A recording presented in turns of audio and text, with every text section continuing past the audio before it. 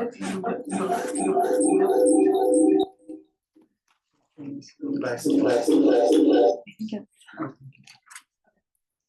think we're ready. Okay. Welcome everyone to our special joint meeting between the Landmark Preservation Commission and the Lower Downtown Design Review Commission. I'm Erica Warzel, the chair of the Landmark Preservation Commission. I'm calling this meeting to order for LPC at 1:02. I'm Andy Duckett-Impey with the Landmarks Lower Downtown Design Review Commission, Preservation Architect and Chair. Do you just want to go around Robin introductions? Yeah, we can. Yeah. Starting at the far end, if you can start with introductions. Sure. Nick Allen, developer, commissioner with the Lower Downtown Design Review Commission. And Byron Zick, commissioner with the Lower Downtown Design Review Commission, architect. Tobias Stroh, commissioner with LEDRC, property owner. Marilee Utter, property owner, resident, and real estate advisor on the Lower Downtown Design Review. Craig Lawrence, Lodo District, owner, operator. Again, I'm Erica Warzel. I'm an architectural historian and preservation consultant, and I was nominated by the community at large. Chris McGinnis, I'm a forensic architect and I was nominated by the mayor's office. Nick Fusianis, I'm an architect and a developer, and I was nominated by the American Institute of Architects. Elizabeth Caswell-Dyer, I'm a business owner and I was nominated by History Colorado. I'm Larry Sykes, I'm an architect and I was nominated by History Colorado. I'm Bree Saman, I'm interior designer and project manager and I was nominated by the Denver Planning Board. Hello, I'm Lars Bildman. I'm a builder, general contractor, and serving at large. And I'm Rusty Brown. I'm an architect and was nominated by AIA. And I'm Brittany Bryant. I'm Denver Landmark Preservation staff. And in case it wasn't clear for the public that is attending, on the right side of me is the Lower Downtown Design Review Commission, and on the left side of me is the Landmark Preservation Commission. Because this is a special meeting of a joint meeting of the Landmark Preservation Commission and Lower Downtown Design Review Commission, we do have to follow each commission's bylaws. So I do have the meeting structure on the screen. I will briefly go over that. So we will do a meeting call to order, which we have already done. Because the Landmark Preservation Commission accepts public comment at the beginning of the meeting, all comments on the pedestrian bridge over Spear Boulevard will be at the beginning of the meeting. And then that will be followed by staff presentation and then the applicant presentation. The applicant will have 10 minutes to present the pedestrian bridge over Spear Boulevard, which is under the Landmark Preservation Commission purview. The chair can grant additional time if needed. And then for the portion of the structure that is under the purview of the Lower Downtown Design Review Commission, which is Lodo Landing, the applicant will have 15 minutes for that portion. The Lower Downtown Design Review Commission accepts public comment on applications following the applicant presentation. So we will have another public comment period during that time, and that should be comments focused on Lodo Landing. Each public comment period, commenters will get up to 2 minutes. Then the commission will enter into deliberation, and the Landmark Preservation Commission will have deliberation without participation from the LDDRC.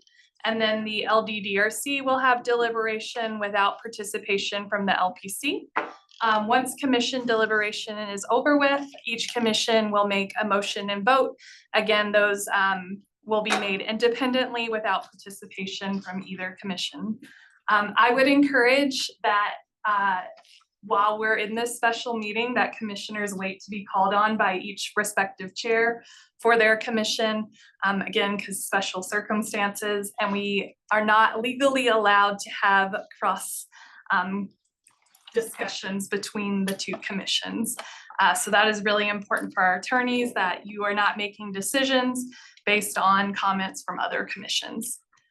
So that is my spiel from staff. I will turn it back over to our chairs. Erica or Andy can read slide.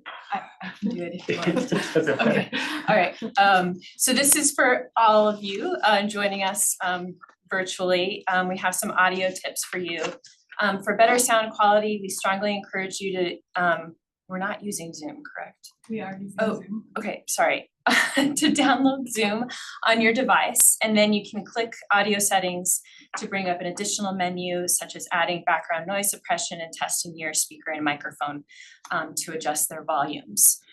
For presenters or public commenters, when it's your turn to speak, you'll need to unmute yourself by clicking on the microphone icon at the bottom of your screen.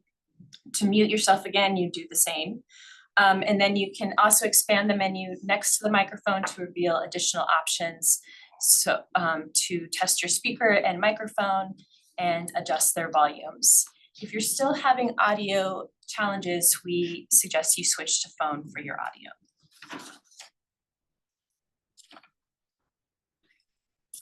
Okay, so we are now in the Landmark Preservation Commission public comment period. Again, this is just for comments on the pedestrian bridge portion of what we're hearing about today.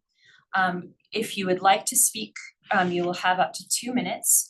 First, we'll begin with anyone here in person who would like to speak. If you'd raise your hand and I'll just try to call on you in order, and then we'll move to virtual commenters if there's anyone there. Is anyone here in person with the public who would like to make a comment on the pedestrian bridge portion? Yes, sir. If you would please give your name when you begin. Do we want to make space up? Sorry. Would y'all mind? Yeah, if you would let, applicant. thank you very much. Thank you, everyone, just as a given for your flexibility as we maneuver this kind of unusual joints session.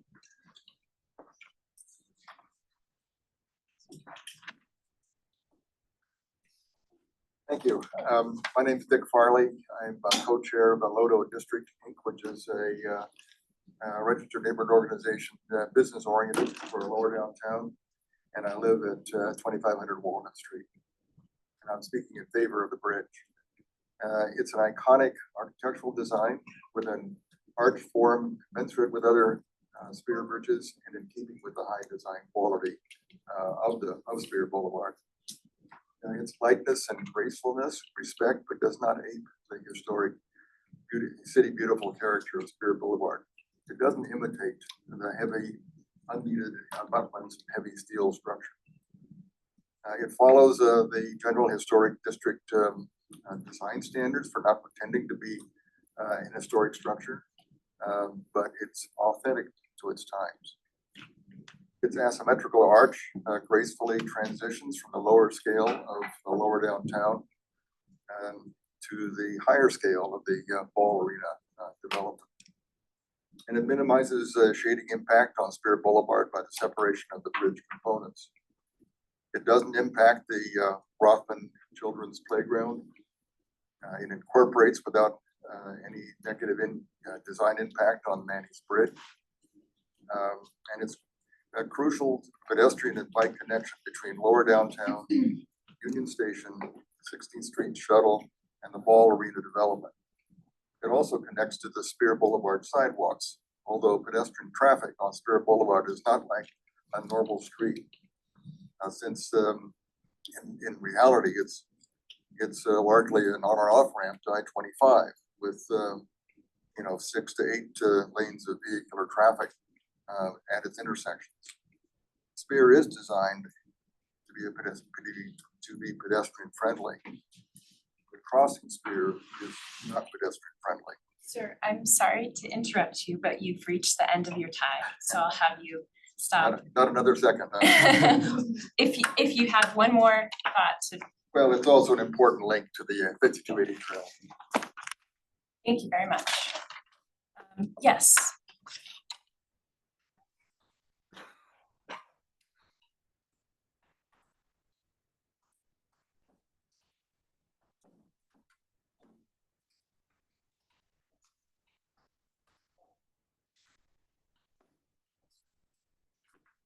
when you're ready with your name. Thank you. Hi, my name is Chris Hines. I serve on Denver City Council representing District 10. So almost all of the features that were just mentioned by the previous speaker, Mr. Farley, are in District 10 with the exception of Ball Arena. So I'm quite familiar with the design, and I'd like to think that I'm part of the influence of the design as it is now. Landmark should also consider accessibility. We can have nice things, we can have historic things, and we can also make sure that it is accessible for everyone. I don't know if you know, but Denver Fire reports that we have an average of 8 elevator entrapments every day in Denver. I've served on Denver City Council just over 6 years, and that statistic unfortunately has stayed steady for the entire 6 years that I've been in office. And so when the architects and developers were considering this access from District 10 into the Ball Arena development, I talked about and lamented about the inaccessibility behind Union Station over the bridge for the railroad tracks, and how those elevators are down all the time. And so I asked them if they could consider a design that did not include elevators. I believe that this is a reasonable accommodation for the City Beautiful movement. I believe that it provides a design that makes a lot of sense. I believe that it will be a landmark in itself because of how beautiful it is, and is designed to withstand the test of time. For a city that has a third of its bridges in poor or worse repair, 15 seconds, it is important that we build bridges correctly, right, the first time, and that was they withstand the test of time. So this has accessibility, it has durability, and I hope that both of you consider that. Thank you. Thank you. I think I saw someone else. Yes, sir, if you'd like to come up. And please begin with your name. Thank you for chair's duty.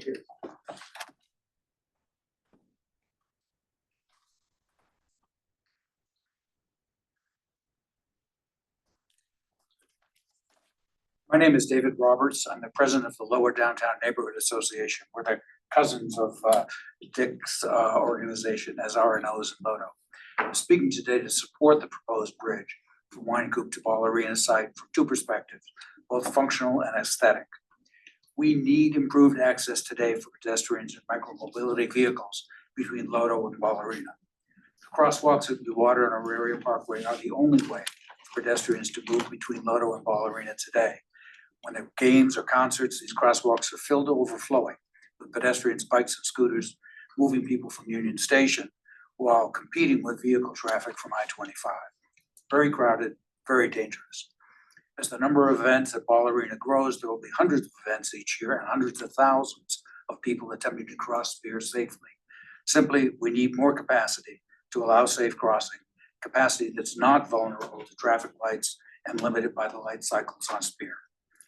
I understand that the city wants to enhance the pedestrian experience on Spear between Auraria Parkway and I-25. But a bucolic pedestrian promenade is a totally unrealistic dream. I walk my dog in this area every night. I encourage you to join me to understand the true pedestrian experience. An average of 41,000 vehicles a day pass by, and CDOT is actively revising the I-25 and Spear interchange to allow more vehicle traffic on Spear. Fire Station 6 on the next block means lots of fire trucks speeding down the block with sirens blaring, plus ambulances rushing the other way to Denver Health. Groups of homeless people hang out and sleep under the trees in the Children's Playground, and packs of teens do wheelies on their ATVs and motorbikes as they tear through Lodo on the weekends. Those of us working downtown revitalization want to see a healthy blend of old and new, including new iconic structures like the proposed suspension bridge that will symbolize 21st century Denver and attract interest in visitors from around the world. Sir, sorry, you've reached your time, and you've reached the end of your time. Okay. I encourage you to support the proposal. Thank you. Thank you. Is there anyone else here in person who would like to make a comment? All right, I think we're ready to see if anyone online would like to speak. They can, again, please raise your hand in the Zoom function.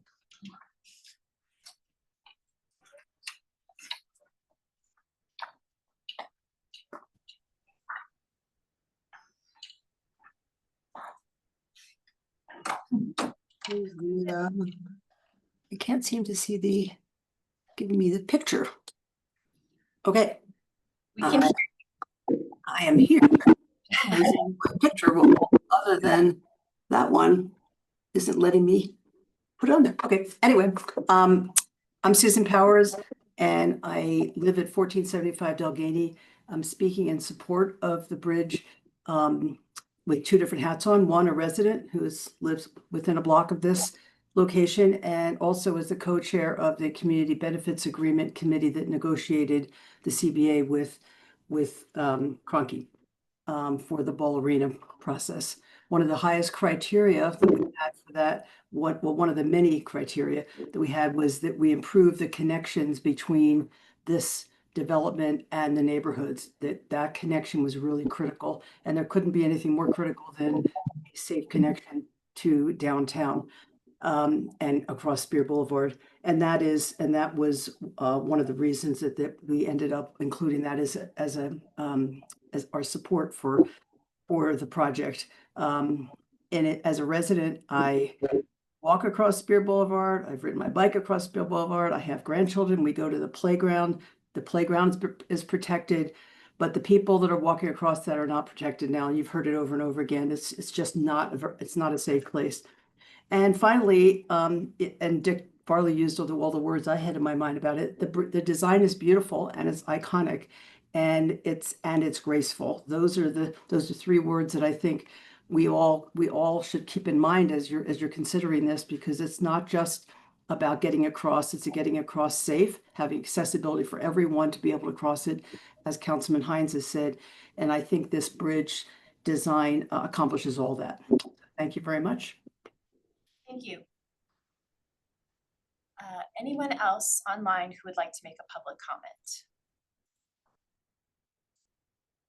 Doesn't look like it, so I will end our public comment period for the Landmark Preservation Commission. Thank you. I think we're ready now to hear from the applicants or staff. Sorry, we're going to hear from staff about the pedestrian bridge portion. Again, that is what the Landmark Preservation Commission is considering today. Well, why not? So I go The- through, The process on the screen. yeah, Andy, go for it. Oh, I can speak. Okay, so first, the chair will announce design review items on the agenda in order by address. We've got the one. It is LPC number 2025-COA-534 Wine Coop Crossing Pedestrian Bridge, Spear Boulevard Historic District. Staff will introduce the application and recommendations. Commissioners will then have questions for staff. Applicant presentation will have up to 10 minutes for the LPC, and then they'll have 15 minutes for the LDDRC. Commissioners may question after the applicant. Staff clarifications if necessary. Commissions will deliberate. Again, we'll do the LPC first, followed by the LDDRC. Commissions will motion and vote.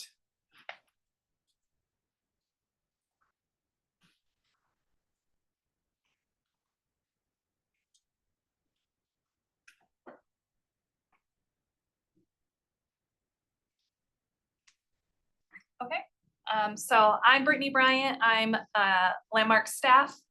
This is the Wine Coop Crossing and Lodo Landing pedestrian bridge that will connect Lower Downtown and the new proposed development at Ball Arena. So this project is within the Spear Boulevard Historic District and the Lower Downtown Historic District. It is also in a downtown urban design district. So this project is subject to 2 commissions and 1 board's review and approval. This project will also require a tier 3 encroachment that is currently under review with the city. Stephen Wilson, the project coordinator, is here today if the commissions have any questions outside of Landmark purview that can be answered by Stephen. But the Spear Boulevard Historic District has a period of the significance of 1904 to 1957, and the Lower Downtown Historic District has a period of significance of 1860 to 1941. Both of these districts have very different guidelines and regulations, Both districts are subject to the design guidelines for Denver landmark structures and districts. But Spear Boulevard has its own design guidelines that were adopted as part of the designation that are applicable to the review of this project. And then the Lower Downtown Design Review Commission has their own design guidelines that are supplemental to the general guidelines, but this project is also within the 4th Special Review District, which is the Historic Urban Edge District that has its own design guidelines as well. So there are plenty of guidelines that are applicable to this project. So first I'm going to go over portions of the structure that are within the purview of the Landmark Preservation Commission. Sorry, my slides are jumping. So this is for the span of the bridge that is in the right of way of Spear Boulevard, and that is within the purview of the LPC. The Spear Boulevard design guidelines do have framework policies that are 5 policies that drive development within Spear Boulevard. And those framework policies are the City Beautiful, People, Water, Classic Image, and Historic Civic Quality. So in terms of how this project proposal meets those framework policies, the proposed pedestrian bridge does make a strong effort to address the guidelines about people. It's really about moving people from the new development in Ball Arena and Lower Downtown across Spear Boulevard. However, staff are concerned that the truss arch design and splayed pathways may conflict with the formal, linear, and symmetrical design principles that reflect the City Beautiful movement and the historic character of Spear Boulevard. Additionally, the proposed bridge will move people off the parkway, which may lead to a lack of pedestrian connection with the parkway. The Spear Boulevard design guidelines do have specific guidelines for urban design, landscape design, and historic preservation design. So first, we're going to go over the urban design guidelines. So the urban design guidelines do encourage sites and building placement to reinforce the classic image of the boulevard. So the proposed pedestrian bridge will not disrupt the existing design of Spear Boulevard. It's totally elevated above the parkway. However, we are concerned that its scale and massing may interfere with the ability to perceive the boulevard's linear and uniform character, which is a key component of the City Beautiful movement. The bridge placement will also not disrupt the existing parkways. However, staff feel that it could better integrate with the existing pedestrian environment along Spear Boulevard rather than shifting the connection onto adjacent private property. Urban Design Guideline 4 encourages restoring and enhancing the pedestrian people scale and amenities along the entire parkway. In terms of staff's analysis of the compliance with this guideline, on the east side, which is close to Lower Downtown, the 10-foot tree lawn and the 10-foot sidewalk will be retained. And then on the west side, which is along Ball Arena, the 10-foot tree lawn and the 32-foot sidewalk will be retained. And the pedestrian bridge is visually elevated from the roadway, which does reinforce keeping separation between the automobile and the people. However, we again are concerned that it will create a disconnected experience from the historic boulevard and that connections to the existing sidewalks within the Spear Boulevard Historic District are limited. So here on the screen, you can see that retention of the tree lawns and sidewalks and the 2 roadways that are currently making up Spear Boulevard. And then on the bottom, you can see that sidewalk integration with the Spear Boulevard Historic District. So landscape guidelines in this section are traditionally talking about plantings and tree canopy, which the commission doesn't have too terrible amount of purview over. However, because of the boulevard is a landscape space, it's important to understand how the bridge will impact the landscape space in terms of evaluating its appropriateness. So the landscape guidelines do encourage reestablishing and continuing the classic formal boulevard. So here you can see the kind of circulation patterns that are created by the boulevard, and then the proposed splayed path archway bridge, which will result in the removal of, as the applicant is stating, one tree under each splay of the bridge versus multiple trees if this was a single span bridge. So this, in our analysis of this, we do find that this is a privately developed structure that is intended for public use, which does create a connection between Ball Arena and downtown, and that the splayed bridge design was selected to minimize impacts on the existing tree canopy along Spear Boulevard. And the truss design was chosen to avoid introduce visual massing along the median of Spear Boulevard. We also feel that much of the design was driven by conversations to redesign Spear Boulevard, as currently it does have the median design and the 2 lanes of travel, and there is ongoing conversations about the redesign of Spear Boulevard. However, in city review of this project, it has always been a suspension bridge that never has connection to the median, and this is comments from the city are directly focused on the specific submittal before us, and the city has not said specifically that the bridge cannot touch the median. So in terms of landscape design, again, they encourage the enhancement of the boulevard as a place for people, utilizing the landscape to introduce people to the boulevard and reinforce the civic image of and pride of the parkway through revitalization of the landscape. So this project proposal will introduce some new landscaping on the private property, but changes to the character and experience of crossing Spear Boulevard, moving pedestrians above rather than along and across the historic landscape is a concern of Landmark staff, as we feel that the guidelines encourage engaging with the landscape. We do find that there is minimal impact to the existing tree canopy, and the additional incorporation of landscape features can be evaluated in phase 2, but again, we are concerned that this is moving people off of the boulevard and not engaging with the historic landscape. Finally, moving into the historic objectives. So the historic objectives encourage, retain, emphasize, and enhance the existing historic parkway features and design elements of the parkway. Again, this does talk about connections to Spear Boulevard. So here you can see the proposed renderings and what that sidewalk will look like along Spear Boulevard with this proposed bridge.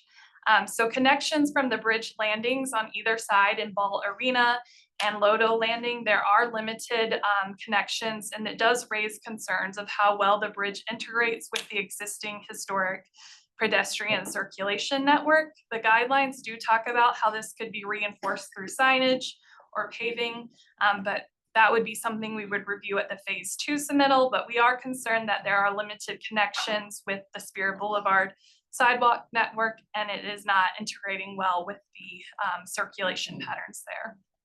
We also are concerned that the size and scale of the proposed bridge will significantly obstruct key views along Spear Boulevard, undermining the district's visual continuity as a linear corridor. So here you can see that bridge, how it interacts with Spear Boulevard. And one of the primary intents of the guidelines is to preserve the continuous visual experience, and the introduction of a large visually distinct bridge does threaten to fragment the district. This is not landscape, it's historic guidelines, do encourage revitalization of the historic image of the parkway, but not necessarily through replication. So the proposed design of the bridge does pull inspiration from bridges found along Spear Boulevard. However, staff finds that these bridges are not consistent with the classical character of the City Beautiful movement, and instead draw inspiration from earlier railroad trestle bridges that crossed the Platte and Cherry Creek.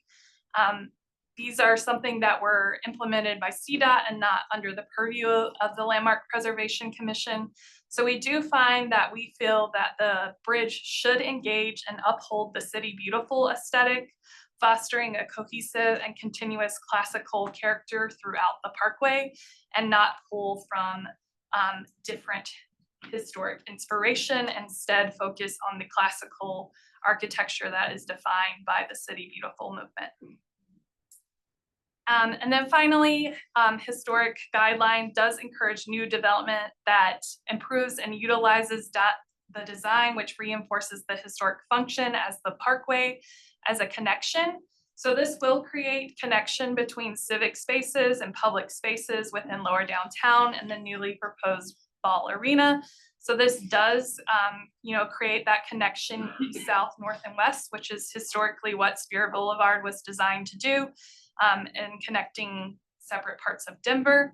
But it does treat the Spear Boulevard as a barrier to overcome rather than a place to experience. So we do, again, have concerns that it is elevating people above the parkway and not engaging with the parkway in a meaningful way at this time.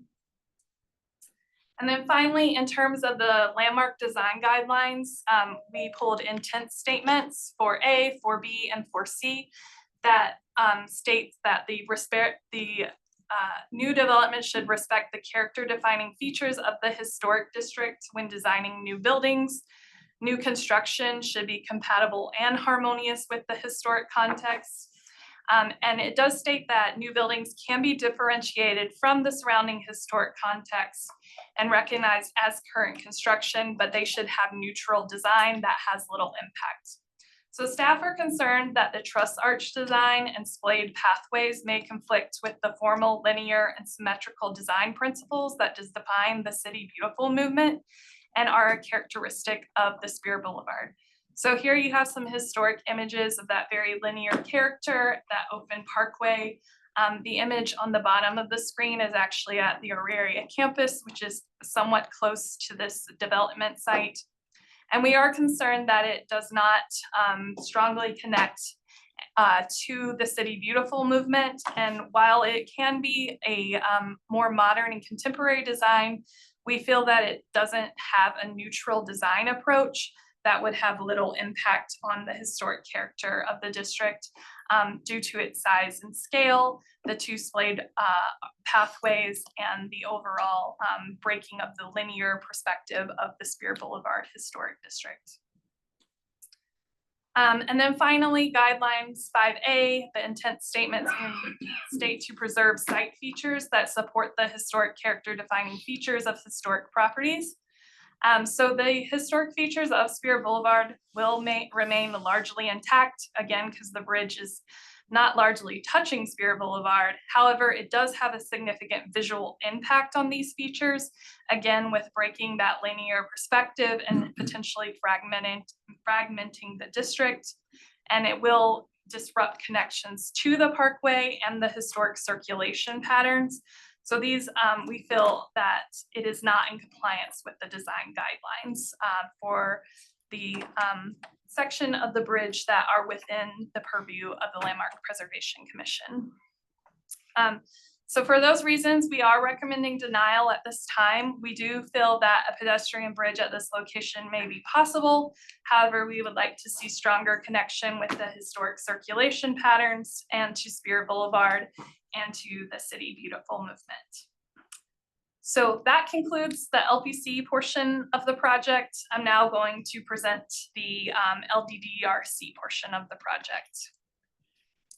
So for Lower Downtown, within their purview is Lodo Landing, and this is the ramp structure that will allow access up to the pedestrian bridge. And within Lower Downtown, we have the design guidelines that encourage building height and massing as important determinants of compatibility.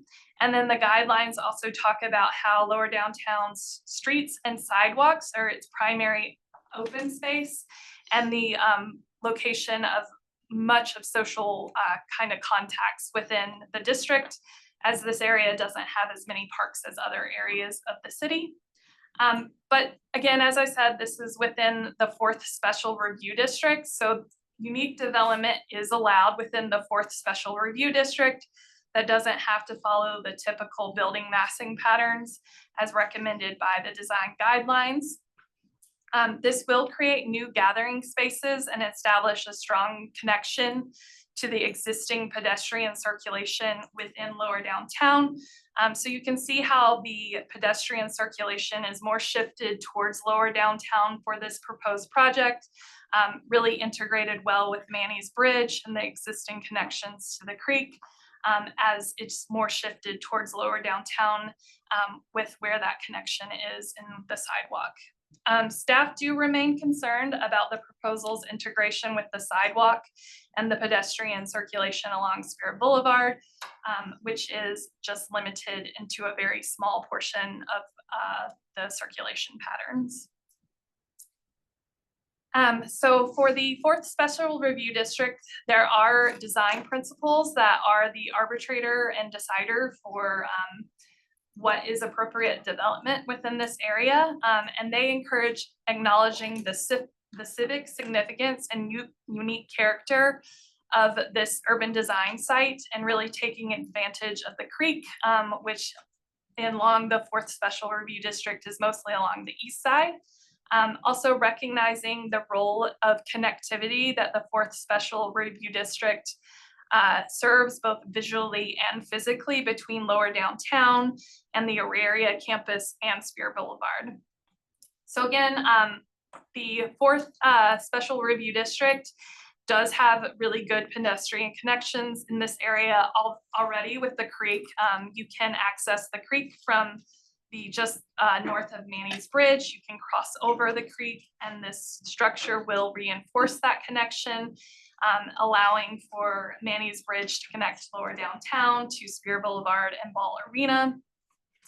From the perspective of lower downtown, the structure is primarily visual, and it will extend that access and visual presence. So here we have that circulation pattern, and again, staff finds that the connection with lower downtown is quite strong, but the pedestrian circulation with Spirit Boulevard is a little bit limited, and the lower downtown design guidelines do encourage connection with all elements that the 4th Special Review District does touch and interact with. So design principles continued for the 4th Special Review District. Each site within the 4th Special Review District has its own individual development patterns and roles, and particular guidance that is provided in this 4th Special Review District Design Guideline document. So we'll look at that here in a second. All new buildings constructed in the 4th Special Review District are supposed to be of its time and not replicative of the historic past. And then recognize the street patterns which intersect and adjacent to lower downtown. So take advantage of the juxtaposition of views to and from lower downtown, and ensure that development with strives to achieve excellence within the public realm. So the proposed Lodo landing does reflect contemporary design and is not replicative of historic forms as encouraged by the 4th Special Review District design guidelines. However, staff feel that this more contemporary Lodo landing may be in conflict with what is needed for the Spirit Boulevard pedestrian bridge crossing, and that we encourage a bridge design that is thoughtfully responds to the classical character of the Spirit Boulevard, while also establishing a physical and visual connection to the 4th Special Review District. So we do understand that it's going to be quite a challenge to design a structure that is of its time, but also is responding to the classical vocabulary that is required within the Spirit Boulevard Historic District. But we feel that this Lodo landing needs to provide that bridge, so to speak, between those two elements. The design principles for sub-area 5 and 6. So this is sub-area 5, and sub-area 6 is the adjacent children's playground. The children's playground was developed by the city as required by the design guidelines, and the city did just recently purchase the children's playground. So now the city does officially own that property. But the sub-area 5, as you can see on the screen, is a vacant parking lot currently, and the guidelines do encourage development on this vacant parking lot. So we do feel that the pedestrian experience again will be enhanced at Manny's Bridge, allowing for more improved movement between lower downtown and Ball Arena. There is 10 feet of separation between Manny's Bridge and the proposed Lodo landing, so it does preserve that as a focal point. And the proposed structure is subordinate to the Volker Lofts, which is 65 feet tall and is the development just to the south of this parking lot. So in terms of compliance with the guidelines for the sub area, this project is in compliance with those guidelines. Again, the design guidelines for Denver landmark structures and districts apply to this area as well, as they are the general guidelines for all historic districts, and all other design guidelines are supplemental to this document. So again, respecting the character defining features when building new buildings, promoting new construction that is compatible and harmonious with the historic district, but then ensuring new structures can be differentiated from the surrounding historic context. So we find that while a wide range of design approaches may be compatible with lower downtown, given that it does not prescribe a specific stylistic reference, new construction within the Spear Boulevard Historic District must relate more directly to the formal principles and classical aesthetics of the City Beautiful movement. As such, staff believes that a more contemporary design of Lodo Landing will need to be adjusted to better respond to the redesign of the pedestrian span across Spear Boulevard, again, creating a greater connection between those elements that are over Spear Boulevard Historic District and within the Lodo Historic District as well. And then in terms of site features, this is a vacant parking lot, so no historic site features will be disrupted, and we do encourage new development on vacant parking lots.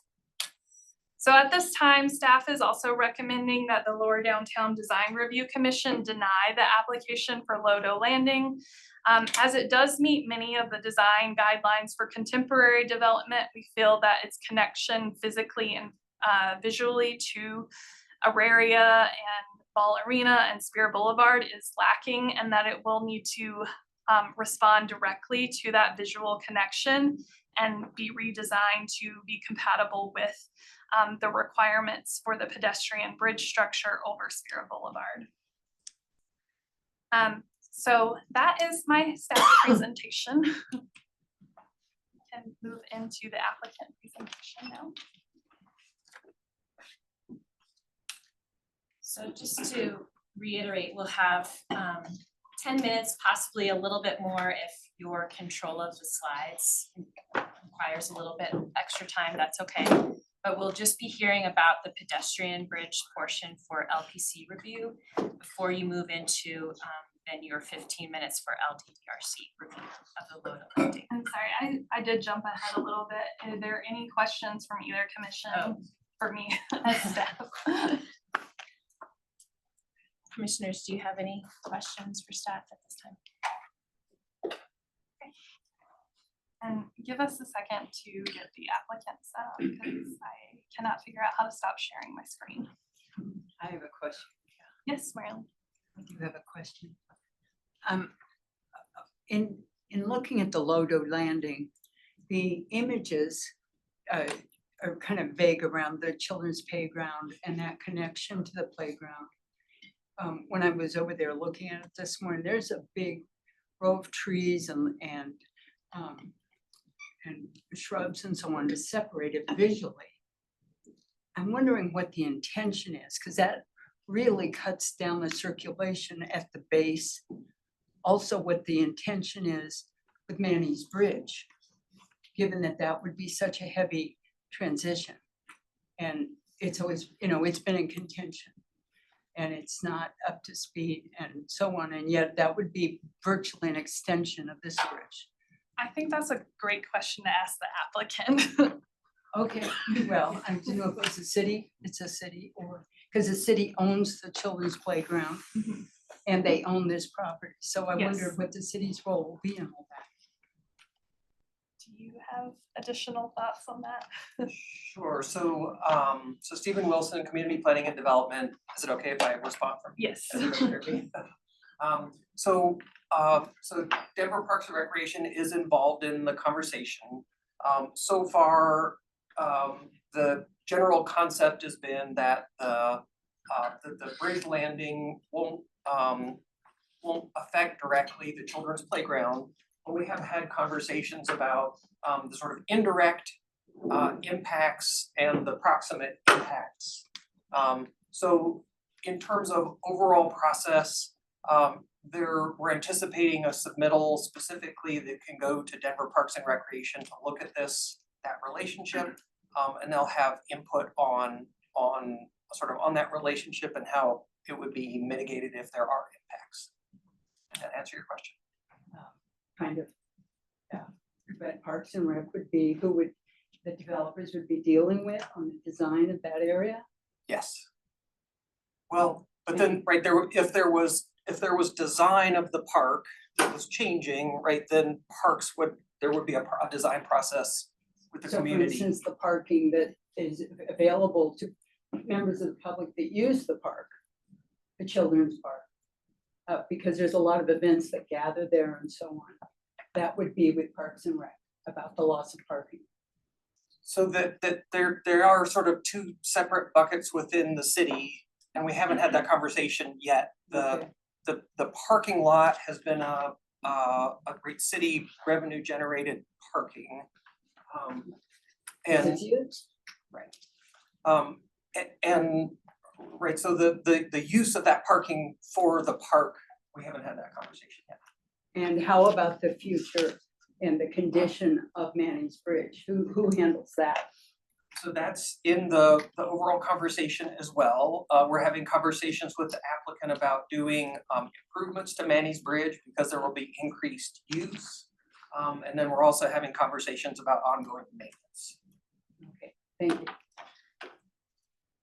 So Brittany, one question. Yeah.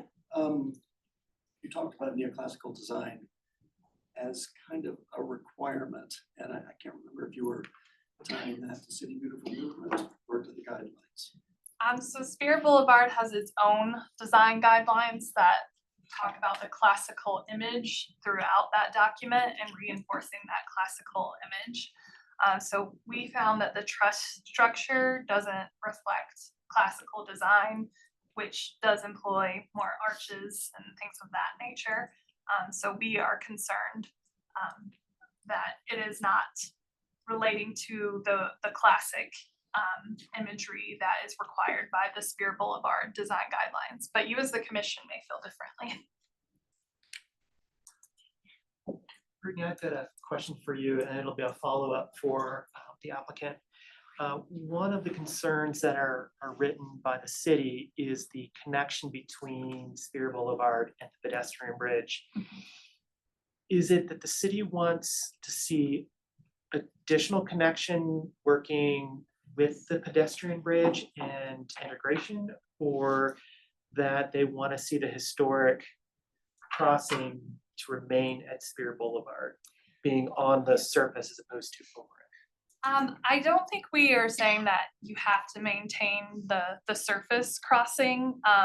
We feel that the current connection to the Spirit Boulevard pedestrian pathways is fairly limited. You kind of have to go underneath the bridge, and then there's one connection on the east side by Lower Downtown.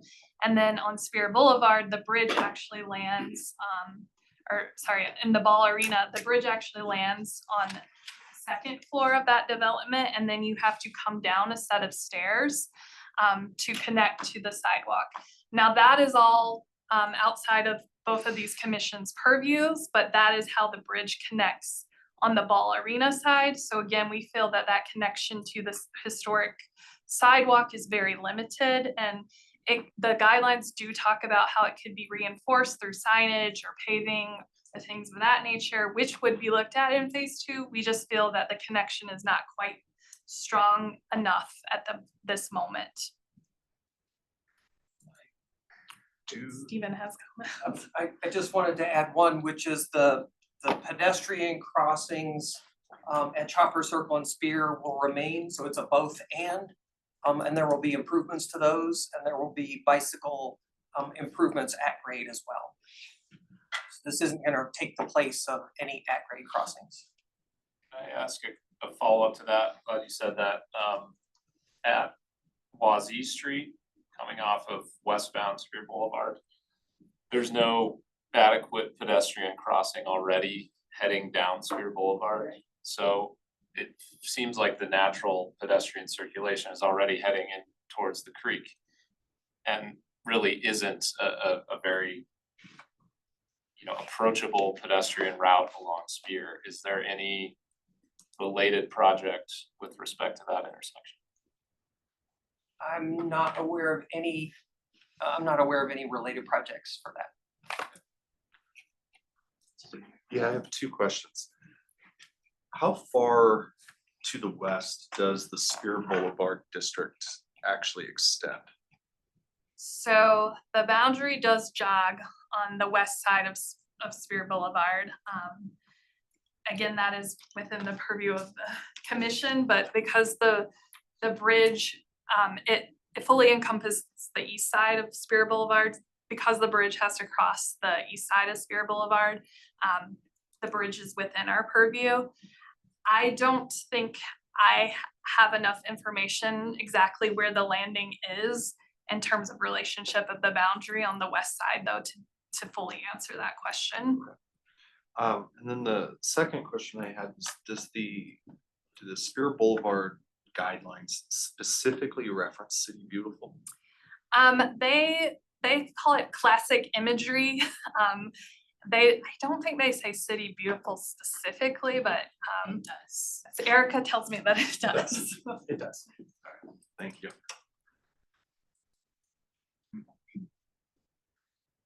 One more question, does the city, you did hit on kind of the reference to the historic truss bridges as not necessarily being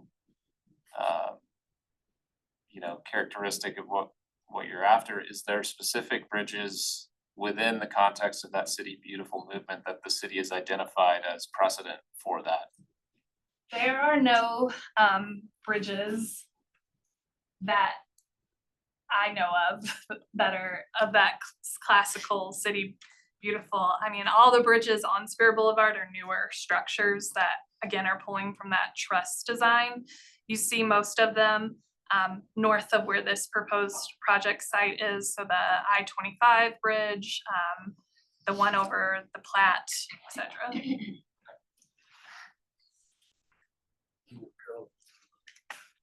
Some of them, yeah. So, I don't have control carry over. the roadway. Yeah, yes. All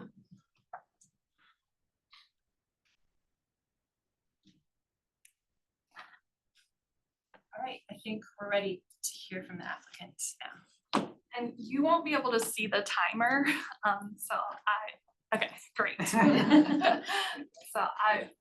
When you're ready, we can both start. Would you like us to introduce ourselves before, or? It's supposed to be part of your time, but you can go ahead and do it now. Sure, you want to go first? Oh, okay, ready? You can introduce yourself Yes, first I'm and then we'll start. Andy Rockmore. I'm a principal at SAR Architects, for the Architects of the Bridge. Dan Rasnick, architect with SAR. Matt Mahoney, with Crocky Sports and Entertainment. You ready? Ready. All right. Thank you. Thank you all for the opportunity to share our thoughts about a project that's extremely important to our city. It's important because of the connections that it creates and strengthens, but it also creates an intersection of two of the best urban spaces in our city, Wynkoop Street and the Spear Parkway. However, this also makes it a significantly complex challenge. How can we allow both public corridors to coexist in a way that's complementary? Since we last met, the design changes we've made and continue to make are all in an effort to preserve the existing character of the boulevard. In the next 10 minutes, we're going to summarize what we've proposed, and perhaps even more importantly, why we believe it appropriately meets the Spear Boulevard urban design guidelines. This image is a good reminder of how pedestrian bridges make meaningful connections between neighborhoods. Similar to 25 years ago at the turn of the century, 16th Street was extended with the implementation of 3 pedestrian bridges to connect the western neighborhoods, Highlands, Jefferson Park to downtown. Today, by extending Wynkoop above and across Spear Boulevard, we create a connection to 2 new neighborhoods and the Auraria district.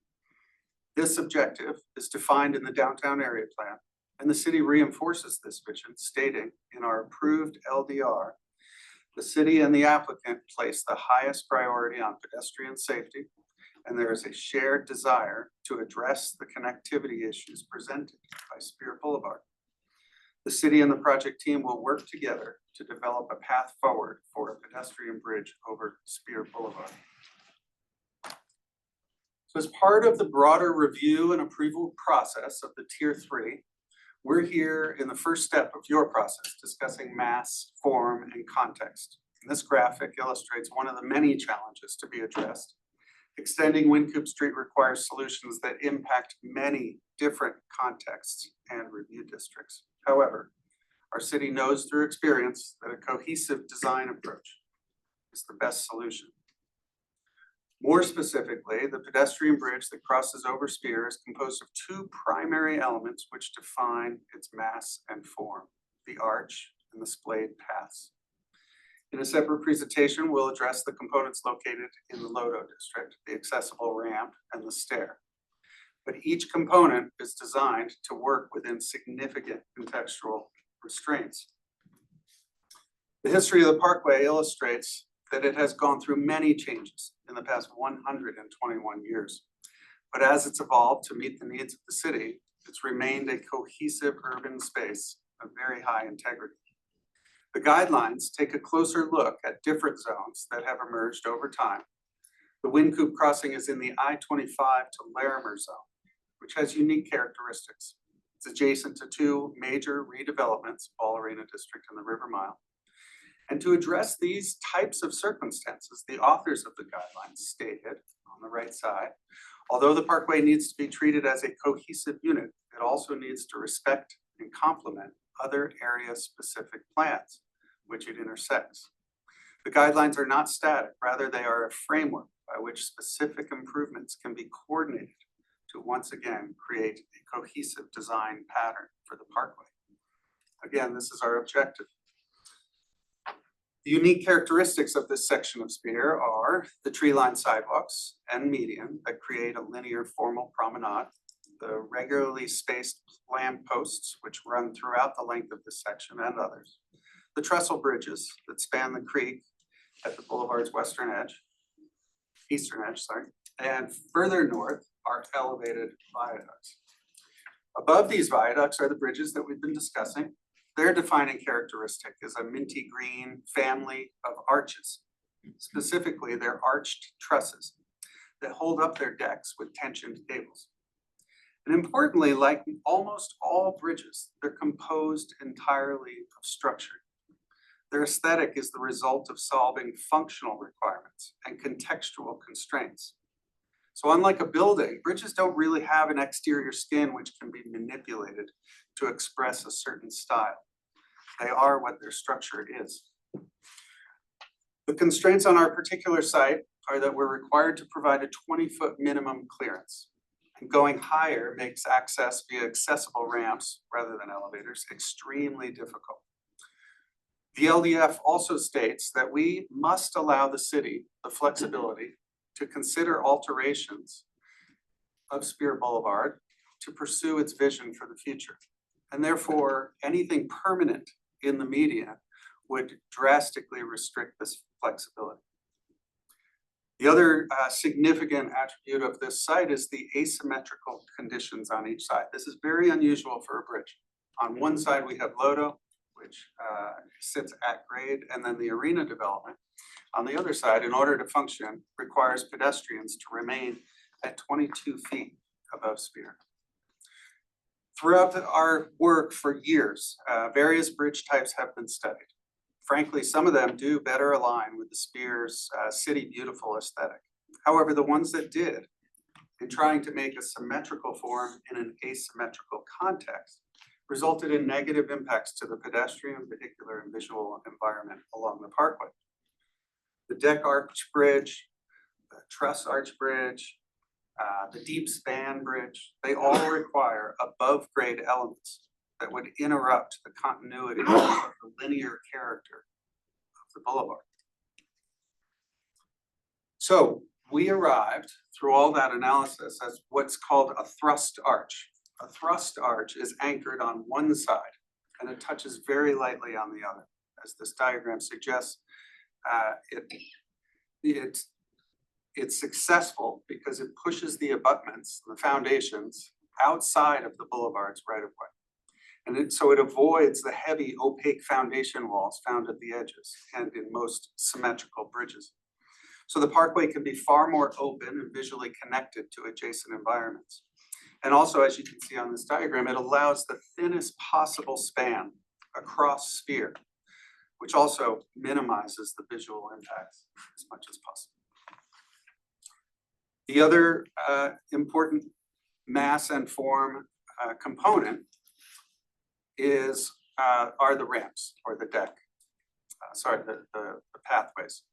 So today, even without additional development, thousands of pedestrians need to cross Spear more safely than they do already before and after an event.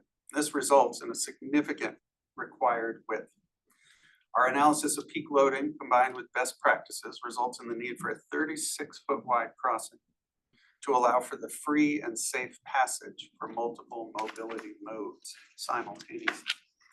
However, in order to best preserve and protect the Spear Parkway environment, we've pulled the bridge apart into two splayed paths. These diagrams show the existing conditions on each side, parking lots, which are very disconnected from Spear.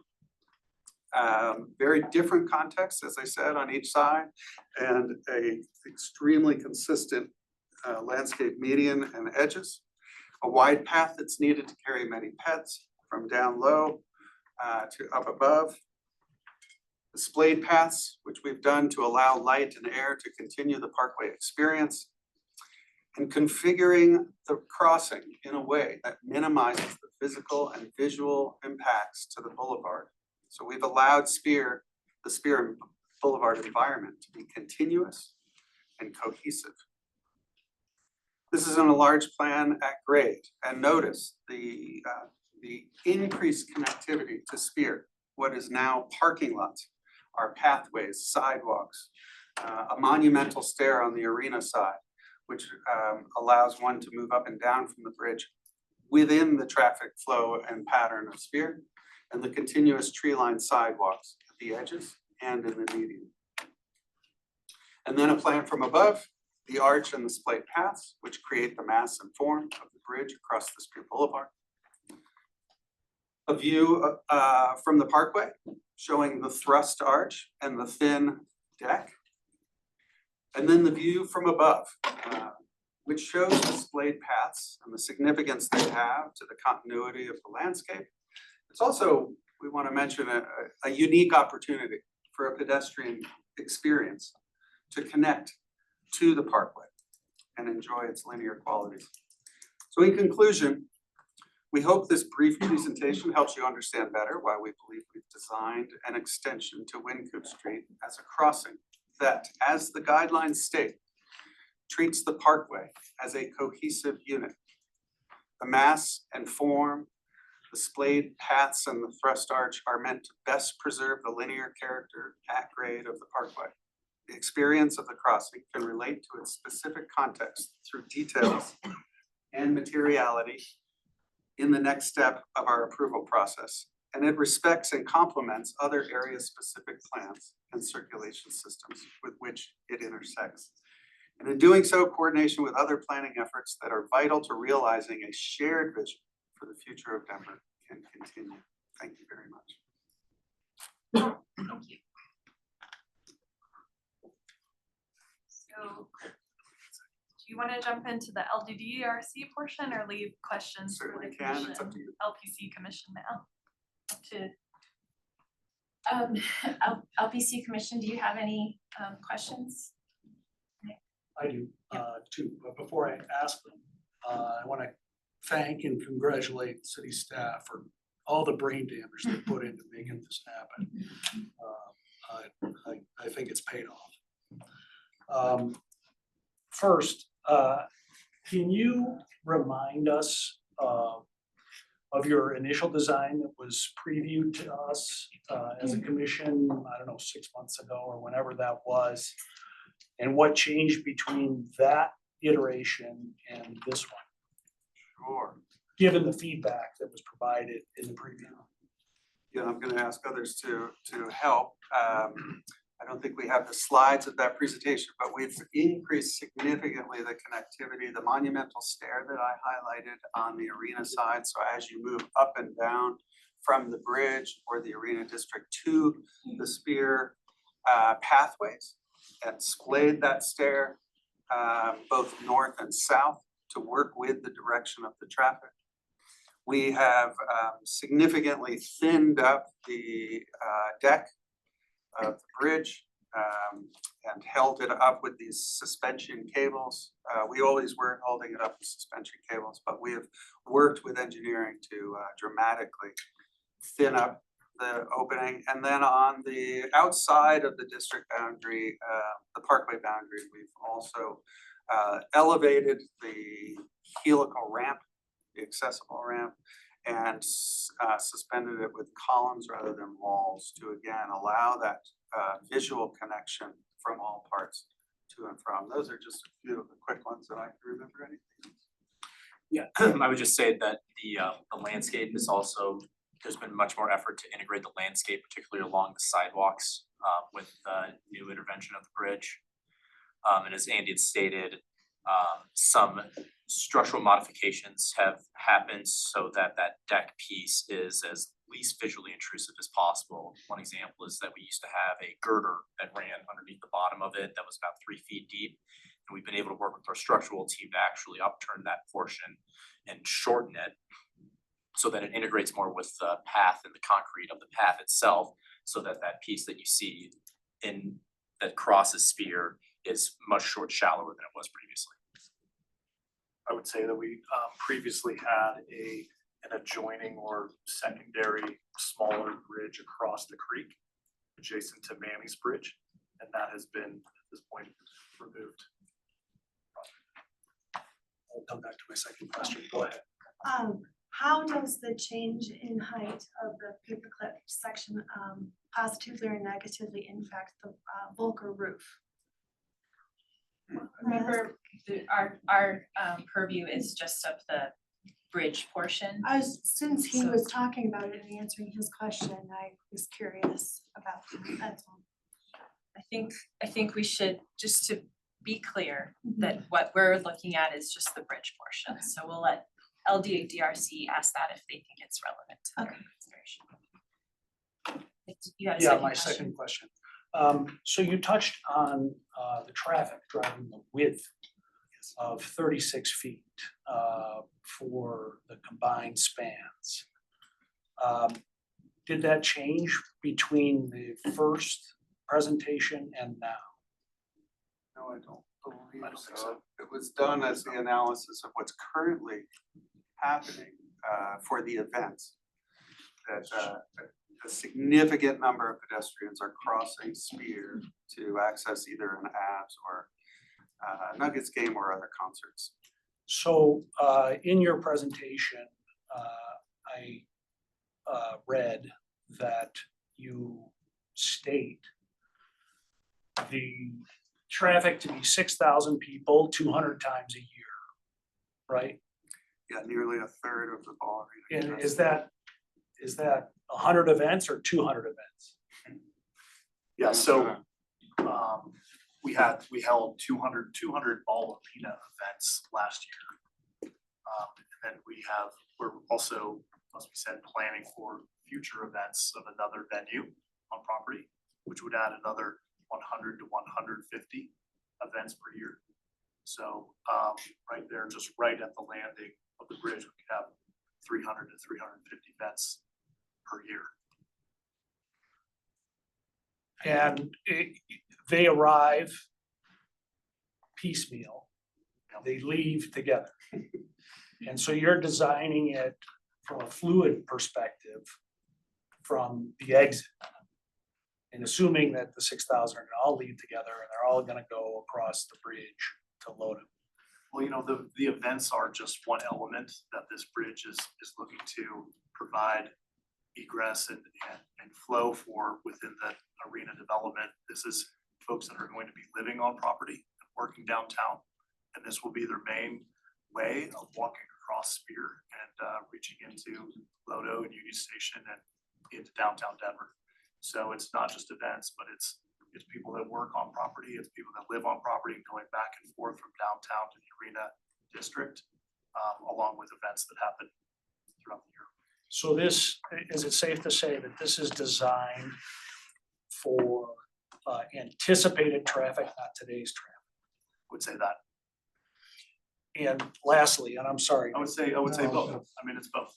It's Yeah. Today's traffic and looking Because towards it's the really future. important for us, given that if we do contemplate a bridge spanning over Spear, to understand the impact, not in from the shadow perspective. And so our simple question would be, why can't it be just half as wide? You know, why does it have to be 36 feet? Would that suffice? And I think it would benefit this body if you shared that analysis with us, the math that drives a 36-foot wide demand case for this particular bridge. That's all I have to say. Could I just respond to that? Just Yeah. briefly? It's also based, I mentioned best practices. We've learned a lot in our city about these widths of our pedestrian bridges and the alternative modes of mobility that have come about in the last 25 years when the 16th Street bridges were designed, scooters, is basically what I'm saying, and the comfortable distances that are required in order to increase safety. So some of that is also playing a part in here of allowing the intersections of many modes of mobility to coexist safely. Thanks. I'll add one last thing on that point. This is considered an extension or a very important piece of the 5280 trail. And so incorporating the trail, what the trail wants to deliver across the bridge here from bikes and pedestrians and all of that increased traffic, encouraging people to be on the trail and on this portion of the trail is an important factor. Yes. I was just gonna speak to the display design itself and, you know, kind of traffic control or pedestrian control, right? And if there's opportunities or if there's already thought about design intent of, you know, how you can control traffic because you have two different lanes basically, you know, and you know, to be disruptive, if everybody's coming out in one direction, somebody could be disruptive and want to go the other direction on either side. Because I guess the natural thing is, you know, people leaving, you would go on the right or vice versa, whatever it may be. Is there any kind of thoughts or considerations as far as, you know, traffic control just across this thing? The bridge is designed to allow for universal access throughout, so therefore there's not one-way traffic on one side or the other. There are, we have allowed the integration of the mobility modes because we believe that if you, for instance, created a bike lane on one side and a pedestrian on the other, it would encourage faster movements on one side. So through all of the research throughout the world, frankly, it is deemed to be safest when you let all of these modes coexist to a major degree. Okay, thank you. See, that's two questions. Commissioners, any other questions? Thank you. And you don't need to reintroduce yourself. Come on. Not allowed. You have extra time. Someone did. Well, let me know when you're ready and Okay. we'll start the 15 minutes. We're ready. Okay, the Lodo portion, the design of this district, of our proposal in this district, is informed by the guidelines, not only of the LDDRB district, but the Special Review District 4. And that is because it's a special edge district that has particular guidelines. And these guidelines state that this area must enhance connections to the creek and the parkway. It should use contemporary materials. Actually, I should say contemporary materials and details are acceptable. Much different. Material compositions may be contemporary, but should still relate to the historic context. And this will be further illustrated in the next step of the approval process when we get into far more detail. The existing elements of this portion, the site, which is noted as number 1 here on the screen, the existing context elements are the surface parking lot, which drastically disrupts movement to and from the parkway into Lodo. The children's playground, Manny's Bridge, the Volker Lofts, emphasis in the guidelines that this urban edge will need to be transformed into something that provides connectivity to neighborhoods across Spears. That has been our objective. Some diagrams that show the existing bike path network and Manny's Bridge, they are very well utilized, but the parking lot, as we said, impedes the free flow of movement through to Spear. And it pushes the connectivity across Spear to the other intersections. So unable to go directly across Spear, you have to move to each side to find intersections to cross. One of our primary objectives is to provide universal access to this bridge without elevators.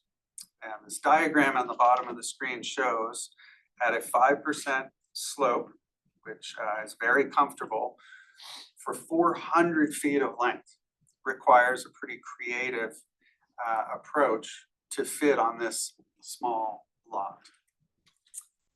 The result is what we affectionately call the paperclip. It provides the needed length for 5 feet, 5% ADA ramp, and it offers opportunities to stop and take in views of the creek and the city, and becomes a wayfinding device, a visual connector as you look down Wynkoop Street. The next step was to take this paperclip and integrate it with all of the existing pedestrian and bike networks, the creek path, the path over Manny's Bridge, and the areas, the pedestrians coming across the bridge. The red area here you can see represents the scope of improvements that best integrate the landing into the existing context. You can sort of see here the minimal changes to the playground that are proposed, and they'll have a significant impact. I'll show that in a minute, but read a little bit more about the proposal in this area. The result is a seamless connection that allows continuous movement from Manny's Bridge, the Cherry Creek Trail, and the children's playground to the Lodo landing. It also creates a strong terminus to this portion of Wynkoop Street, a visual and physical node that marks the beginning of the extension of Wynkoop Street. The enlarged plan shows the new playground connection. And at grade, you can see a little bit of a new entrance into that playground. The at-grade paths are also reconfigured to be ADA compliant. Some of these paths are not in their existing condition compliant. And there are also elements to mitigate the grade surfaces to be ADA compliant without affecting the existing creek wall and improve the accessibility to the ramp. And of course, there are new and preserved trees throughout. Some perspective views show landing looking back towards Lodo. You can see the relationship to the Volker Lofts roof here. As we wind around, we have studied this at length. So you can maybe visualize that we could completely flip this ramp and end up with the lowest landing closest to Manny's Bridge. We believe that that would incentivize, I guess, faster bicycle movement. You would kind of zip right down that paperclip and across Manny's Bridge. We think that that is not helpful. And the other ways in which the height of this sloped design interacts with Volker Lofts and Manny's Bridge have resulted in this solution or this proposal.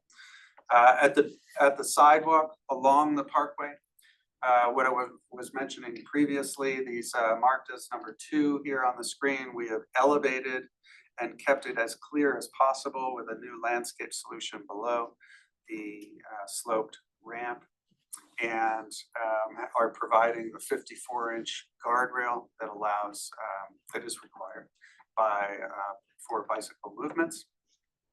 Another view looking looking west towards the arena, you can see again, we're keeping this as open as humanly possible, elevating this ramp and to keep it as safe as possible. The stairs, which do not sit on walls. These are some of the benefits of burying all of those foundations. In other words, you can imagine maybe squinting at this picture, if we had a more symmetrical bridge which sits on columns or foundation walls, it would significantly block your view of Spear and the physical access of Spear. So this thrust arch really allows us to touch down very lightly on this side. So we hope you'll agree that this proposal incorporates massing forms that are appropriate to its context. It creates a strong terminus at the end of Wynkoop Street in Lodo, and it enhances the pedestrian experience in the district. Thank you very much.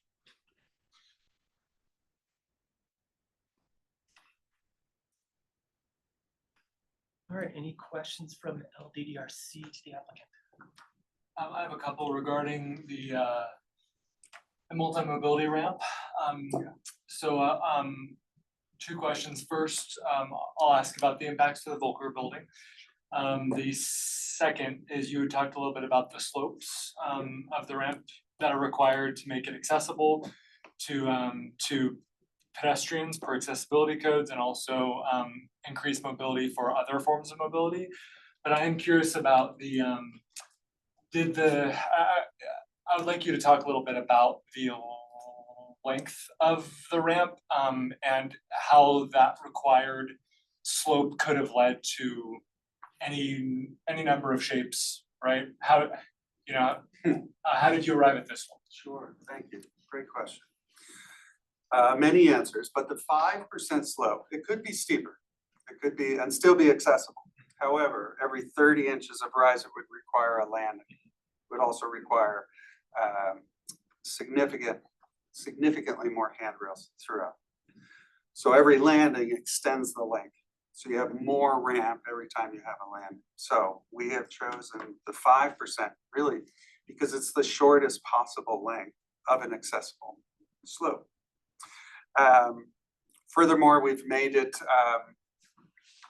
wider to allow even pedestrians. We need to remember that all modes of transportation and even people who have difficulty walking upstairs use ramps. So we are again trying to create a comfortable distance so that all of these modes can coexist. And what was the other? I knew I had a third point. Volker. I can speak to Volker. Okay. So we've met with the Volker HOA twice. They've been great conversations, which have had an influence on the design that we have today. One of the large concerns that Volker had expressed initially has been they have, I'm going to stand up for this and look at this diagram, but there are decks for individual units that exist here on top of this garage. Concerns about individuals being able to jump back and forth here is security or risk, safety issue. So the paper clip starting on this end really allows that to be at a lower elevation than if you started here and ramped up, you would have that ability to come up onto the garage. So this is a really good move here. And then the setback between the garage edge and where the ramp edge here provides that buffer as well, that gap between the two structures. Discussions around the height of this rail is one that we'll continue to work through in conjunction with conversations with Volker. So those have been positive discussions today. Yep. I have a follow-up question on the shape. And I'm gonna call it a guitar pick for the purposes of this question. At the pointed end, was that sort of creating this overlook, but also creating a bit of a tight curvature? And I wonder if there was thought into that as being an overlook or even kind of a speed control mechanism to that. That's my first question. My second question is, I appreciate the openness, but I also then see a lot of potentially covered area that could create nuisances. Also, in looking at the landscape, you know, it's shown as sort of rendered grass. I wonder if you could comment on what you envision that to be in time, as I don't expect that to grow particularly well in that shape. Excellent. I can speak to the guitar pick. I also call it that too. It's both and. It sort of also answers some of the questions about the form of this. The form is, it is gestural, it is formal, it is part of connecting a sort of cohesive language of the bridge throughout. But there's a lot of delicacy in the clearances of how this ramp has to go under the bridge and over existing sidewalks. And so in all of the iterations, in order to achieve that comfortably and to meet code, in doing so, this form kind of derived itself. But also speed control is a major component of that. And that sharp turn, we think, really will help control bike traffic in particular. And because that is the sharpest corner, it made sense for us to add additional space to it, because the opportunity that it will be presented here is going to be a pretty amazing view. You'll have great views of downtown, looking down the creek, and into lower downtown as well. And so in order to best achieve that, you know, it's any moment to stop and stand there requires just a little bit additional space as well. I just wanted to add, I think the previous design, as you see at the top of this bridge, as it, the top of the ramp as it enters, we had a far more connected path. But again, we found that really attracts greater speeds. So some things that we can do intentionally here make it more difficult and increase safety, frankly. The guitar pick is exciting on another level. It's your moment to pause on this bridge here, and it's an art moment there. It's a historical marker for what, you know, has occurred at the creek, at Cherry Creek, how important Cherry Creek is to Denver. A look into the city. There's some exciting opportunities there for those elements. Yep, and then to answer your second part of that question, we do have our landscape architect here to answer to the landscape, but I would just also add before that lighting is going to be a major component to this. Lighting and the details around really that sort of fine-grained level of surface treatment, which again, this is just mass form and context in this first phase. That will be a primary focus of what we would bring to you in the next phase too, for how we're addressing those specifically. So it won't be grass, you're right, as it's rendered, but there will be plants that can survive this condition. I think Andy did speak to what did this look like 6 months ago? This was the guitar pick was largely walled in structure.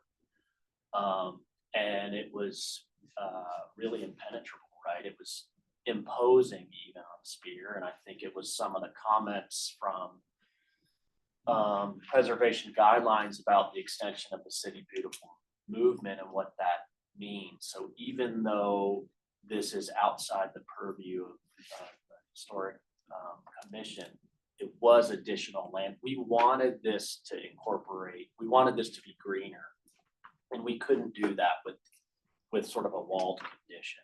In fact, it got really clumsy on what material should the wall be, right? And so I think this is a much lighter approach to float this, and that we can incorporate landscape more than a previous. Can you state your name for the record? Oh, Greg Dorleck with Link Associates. Can I ask my? Yeah, Bradley. So to kind of follow up on the questions I asked the city, what struck me was obviously this is a lot to fit into a very small space. And living so close to it, I was thinking a lot about the circulation. And, you know, I kind of feel like the minimum width is just the minimum. I'm very concerned that there will be a lot of traffic of all kinds and that we need to accommodate it. So I appreciate all the things you put into the design. As I was walked around, obviously, as I said to the city, Manny's Bridge is very important. I hope you're looking at that too. Because if you have 36 feet that goes to that. Also, then the street that runs in front of Volker. People will use the street instead of the sidewalk. Sidewalks are minimal there. And then I also am concerned about the impacts on the children's playground. Will people go play there and disturb it, misuse it and so on? And I wondered how much you guys have looked at that and what your thoughts are. Playground. Yeah, I think we continue to work with parks on that. I think one of this, these are meant to work together with the playground. And that's with the addition of sort of an entry on this end into the playground. I also think it was important, and I think Andy said it, but right now Manny's Bridge is not ADA accessible coming off that ramp. There's a 2-foot ramp that immediately comes down. So we're fixing that. We're actually bringing the elevation of this plaza up to meet Manny's Bridge. So we think this will help provide access to the playground, eyes, and we've even created sort of an amphitheater seating here on this edge. I think this view shows it, that you can actually sit and watch your children while they're playing. So the goal is, and I think Stephen mentioned, we will formally submit an SD, a site development plan with parks to go through some of these other issues. Just like to add follow up on that, the existing condition the design team feels is a bit awkward as you get off of Manny's Bridge and how you interface with the children's playground and the existing rail there, particularly because of the presence of that parking lot.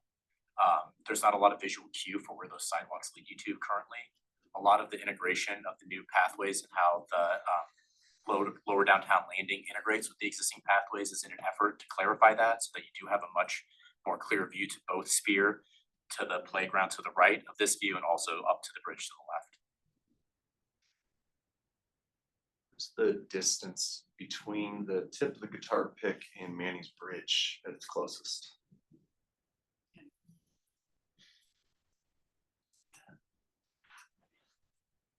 Must have been other small. It's this distance here is about 8 feet. It's really congested. It could be very congested. It could be. Elevated. Yes. It's halfway, Yeah. that portion is high enough That's above true, that you yeah. pass below it. When you're down at the ground level, what's the distance to Manny's Bridge? And vertically, Just horizontally walking. I think the write-up said 10 feet. Here, but so it's 10 feet clear below the guitar pick. That it's clear underneath, so people on bikes and passersby can pass under the ramp easily. Is I that think what- that'll be congested. don't believe so. It's far more gracious than it exists today. Bigger numbers, too.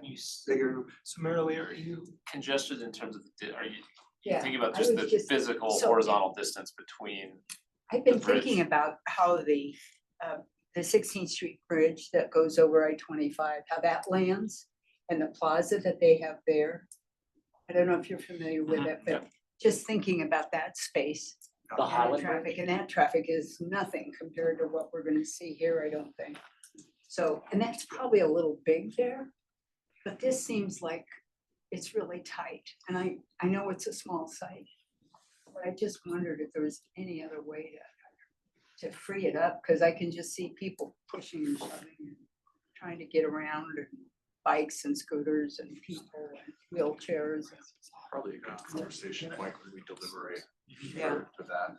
This, Marilee, we've really tried to open it up as much as possible so you could see it, rather than bringing this stair all the way down to the bottom here and then forcing a left or a right condition. We're trying to get the movements to continue to open up and splay, to allow people to pass by each other.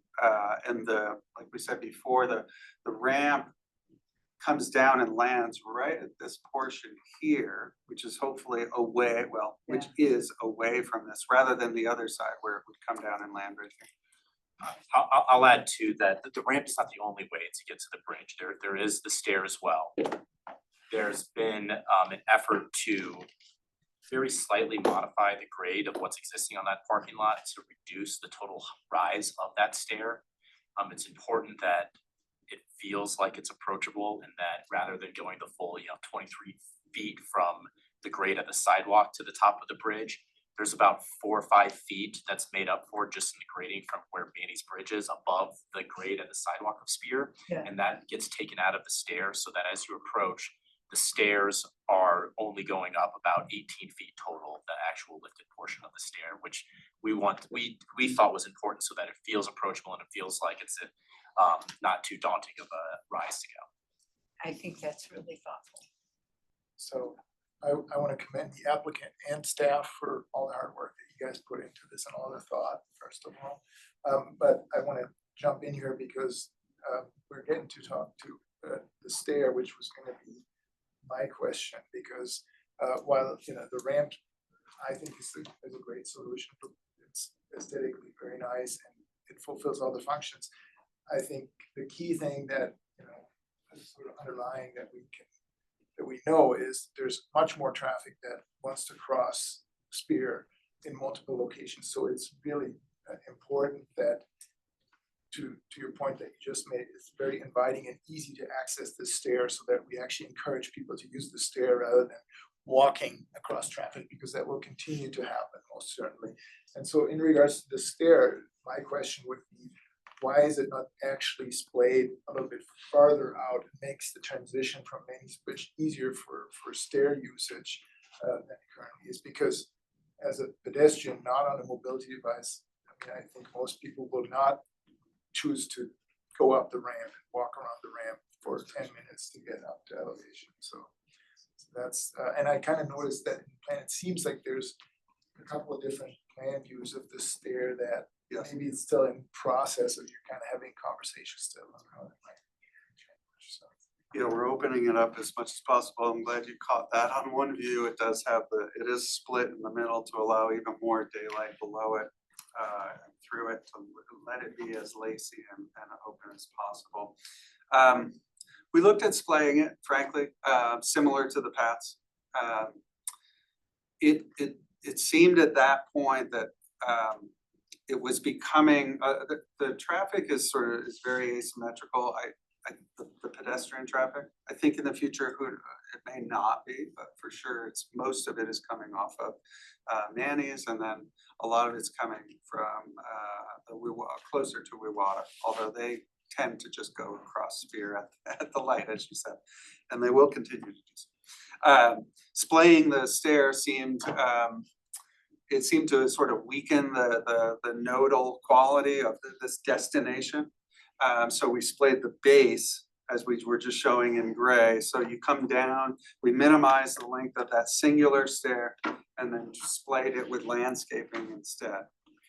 There's an example. I'll add to a recurring theme that is a primary driver of this design is universal access. Accessibility is sometimes used also as that term. We prefer universal access, and a major component of that is that there is equitability for how you access that destination. And so being able to have an entry point of the stair and the entry point of the ramp not too separate from each other was really important, so that as you come with both able-bodied or disabled, or with a family with a stroller or on a bike, that you're not having to go to your designated portion of this landing, that it feels much more like it's inviting for all types of mobility users. I should clarify what I meant by splay was not splitting it or splaying it. The 36-foot width was mentioned, right? Yes. It feels to me like this stair really gets constrained at the base of it. And so what I mean by splaying is, is there a thought potentially to widen that at the base again and keeping that, flow that you're looking to have across the bridge wider, especially that because again, you can make the argument certainly that the guitar pick is going to take a lot of the traffic. But it won't. More people will choose to walk up those stairs, even with the scooter, probably. Somebody's gonna grab their scooter and walk up that bridge instead of riding up the ramp. So.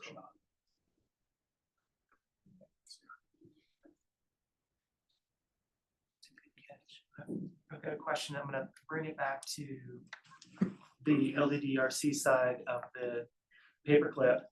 What is, and this is going back to the question I had for Brittany, what is the current access from Wine Coop to Spear versus how is that being changed?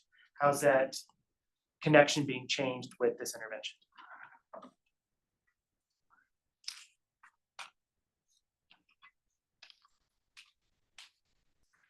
So currently, to get into the special district 4 zone, there is Manny's Bridge, there's also the bridge at Wawona, just so then plan north of this image. But from there, as I stated, the paths sort of disperse. Whether you can, there is a sidewalk existing that goes along the garage of the Volker Lofts. There's a sidewalk as you exit Manny's Bridge and go along the children's playground, and those both take you eventually to Spear. From our site observations, those are far less frequently used than Manny's Bridge itself. Would you clarify those as like leftover spaces that just happened to be what was available to get someone from the right side to the left side to avoid the parking? To us, they feel like they lack intentionality. It Okay. doesn't feel that way. And how is that changing now with the new landing? So part of what is driving where we see is necessary to expand the scope of improvements into this landscape portion bordering the children's playground is in an effort to improve that connection. We want Manny's Bridge to feel even more important than it does right now as a connection from lower downtown to Spear. And in order to do that, opening up visually and with the actual walking surface that you can occupy from Manny's Bridge to Spear is what's highlighted in red here that we feel like is going to be transformative in that regard. And then also with the renderings, it seems like there's also areas underneath for people to walk. I don't like saying it social trails, but for people to be able to get from Manning's Bridge off to the south or north or wherever, it's more open, whereas now it's kind of a mean space that you have to traverse a parking lot, fight through some bushes and maybe get to Spear. It's going to be more of a integrated plaza. Yeah, you can see in that image how difficult it is. Yeah.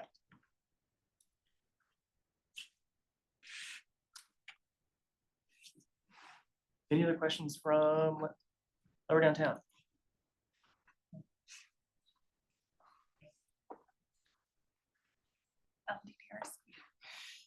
Do we have any public comments or people wanting to speak on this project? Didn't see anybody. Oh, oh, yep. Just for the record, I'm Dick Farley, and I'm speaking in support for this as well as for the bridge. I'm really kind of excited about the overlook that you can see up and down Cherry Creek. I think the connection to the Spear sidewalks is much stronger in this key than what we have right now. So thank you, and I support this development.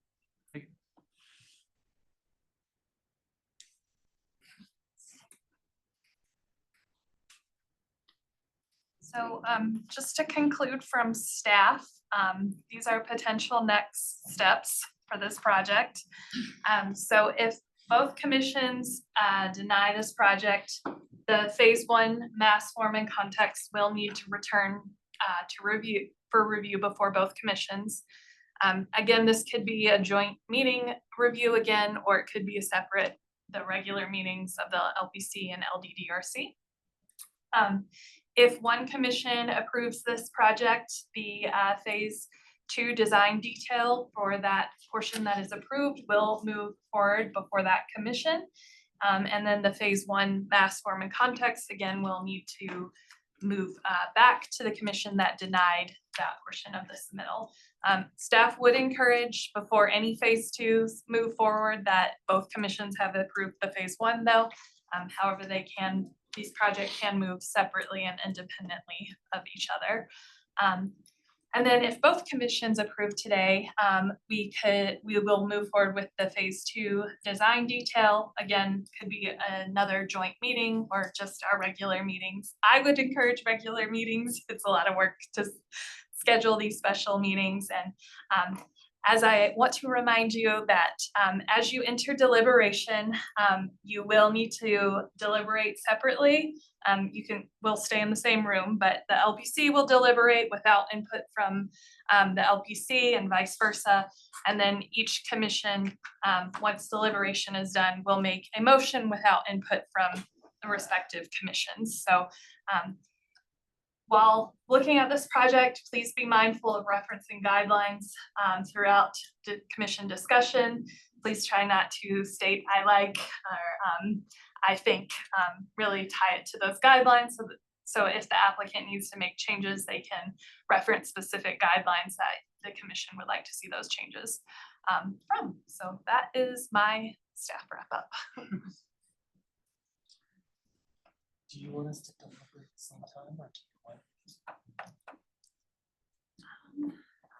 I mean, I think the public needs to clearly hear our That's why I deliberations, was so. curious how you want to do it, Yeah, because I think- otherwise we'd be talking.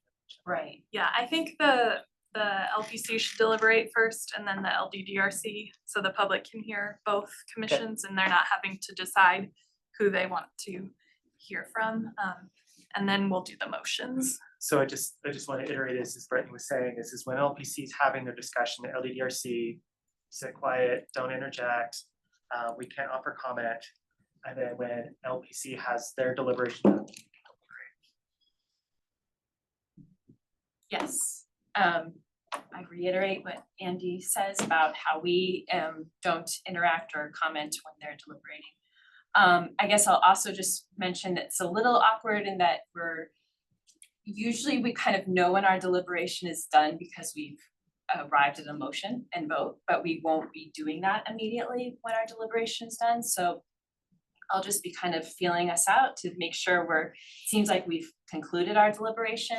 And we'll just kind of make that clear of like, okay, deliberation has concluded and we'll let LDDRC move on with theirs. And then keeping in mind, of course, referencing design guidelines as how we see this project of the pedestrian bridge over Spear meeting those guidelines or not.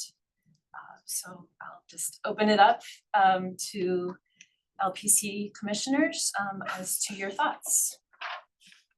Anyone would like to go first?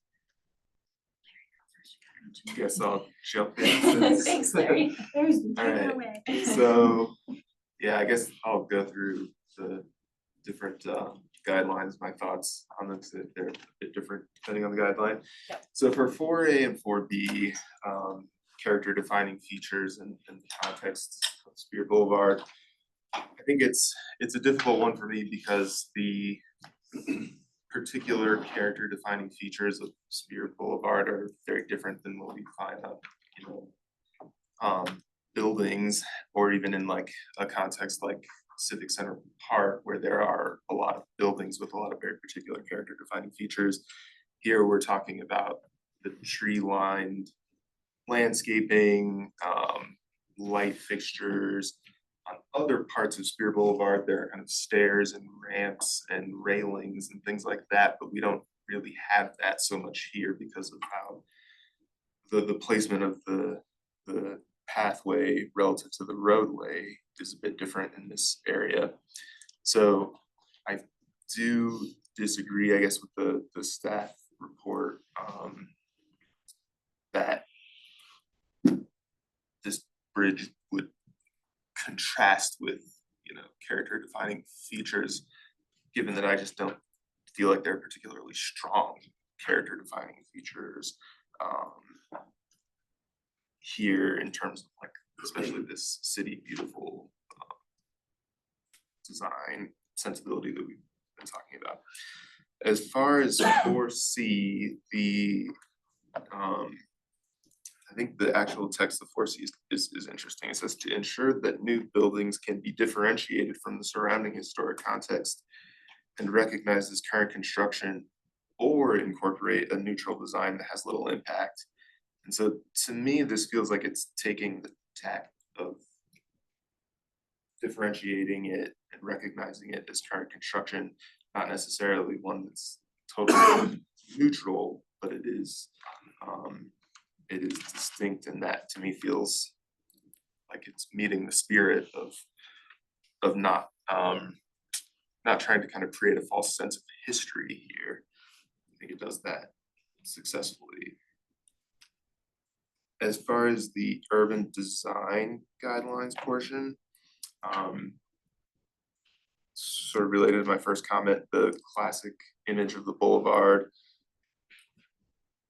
I have a sense that this arch could be perceived as kind of a nod to classical bridge design and relevant to city beautiful ideas. I don't necessarily think it looks like a replica of a trestle bridge per se. And so I don't necessarily have a sense that this conflicts with UD1. And then the questions around the pedestrian experience and its connection. I guess, yeah, the staff report, I think, is sort of referencing the pedestrian experience of the surface sidewalks at the roadway, which I think are really more of a secondary pedestrian experience to the creek pathway. And at the further sort of south portions of Spear, that is, you know, part of the kind of span of the roadway, but because here it's sort of separated, I feel like that pedestrian experience is kind of almost outside of our purview, weirdly, in this case, because it's not within the roadway parkway. But I'm also curious to hear what the other commissioners have to say. That was a lot, sorry. So, No. but could you summarize and say, you believe it's, Yeah, thank you. So overall, I don't have any objections to the design as presented. I don't believe that it is in any clear way violating the guidelines. Thanks, Larry. I can go after that. I similar conclusions. For 4A, I agree with the lack of defining characteristics, and 4C, of the time. And also under 4A, the philosophies behind City Beautiful, are to add monumental grandeur, and it came out of progressive social reform, which this certainly does address ADA stuff, and also to increase the quality of life, which I think for the people who, I don't think for 4A, I think that falls under 4A. So would you come to the same conclusion as Larry, that you're? Yes, that I respectfully disagree with staff, and I do think it means good. Okay, thank you, Liz. Usually I'm so loud, Jennifer. Any other thoughts? I'm gonna be really short and sweet. I typically don't agree with Larry on a lot of things. But in this case, I absolutely do, and I think you make a lot of good points that are, following the guidelines, and I agree that, I disagree with staff's opinion on this and agree with Larry's and the other staff members' take so far. Thanks, Chris. I concur. I think that order and harmony is a key aspect of City Beautiful, and I think that this project illustrates that. Lars, did you? Yeah, I think Larry did a good job summarizing what my comments would have been. I think the balance between the current walkway at Spear and the path over is complicated, but I think it achieves its objective. Support. Thanks. I guess I would like to say that I find the design guidelines for Spear kind of interesting, because they're almost tasking us with undoing past mistakes of how the boulevard, the parkway was really changed to accommodate automobiles over everything else. And so this idea of like regenerating pedestrian connections when there's kind of not one to begin with in this area is kind of a tall order for us to consider. And in some ways, of course, just outside of our purview, things are happening that seem to meet that goal. So just throwing that out there, that this is a very weird sort of situation, I think, in many ways. I would say that I think there's opportunities for incorporating more symmetry and other aspects of what I think of as immediately obvious features or characteristics of City Beautiful that I think I haven't really seen explored. I think it's possible that the design details could address some of that. I would also respectfully disagree with the applicant's idea that bridges can't kind of accommodate style, because I see that all the time. Brooklyn Bridge, Manhattan Bridge, those are very much incorporating Gothic arches from, you know, that period, or cast iron finials, etc. So I think, but again, that's kind of more design details, and I'm not suggesting kind of things be applied haphazardly or, you know, just to make it prettify, but just as a careful reminder that there are ways to incorporate style that is a little beyond just the overall path or shape. So I hear what other people are saying. I think I'm a little bit more skeptical of that there isn't maybe further opportunity at this phase one to kind of go back and think about this a little bit more, as far as City Beautiful in particular. So those are my thoughts. Yeah, let's. Go ahead. I was just gonna say that I do, as some other folks have mentioned, I do think it's worth noting that while the design of the bridge, we may not be seeing expressive City Beautiful architectural elements, there certainly are principles in this design that are aligned with the City Beautiful movement. But I also want to point out that it's my understanding that the Platte bridges kind of set a precedent in this situation, as well as they are part of that stretch of Spear Boulevard where the bridge is being proposed. And so I would argue that kind of what Larry was saying of having existing structures and elements along Spear that are in this encompassed in the parkway and in the design guidelines. I do think that is worth noting that these arches are not completely removed. They are adjacent and if anything, within that area that we are kind of looking at, where the pedestrian bridge is being proposed. I would also like to mention that this is a portion of Spear Boulevard. This is a very long boulevard and a very long area.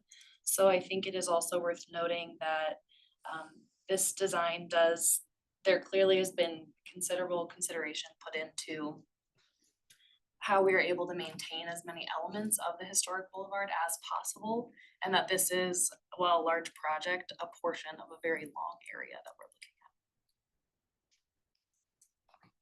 at. Did you? Yeah, as I often am, I'm the counterpoint. I read the guidelines and have a hard time understanding how it's okay to span the vista that was intended for Spear Boulevard with a pedestrian bridge. That said, if program dictates and the guidelines stipulate that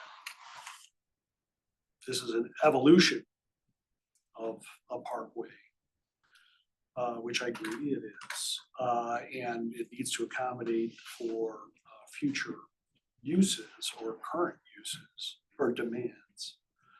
And that does dictate that there be a pedestrian bridge crossing Spear.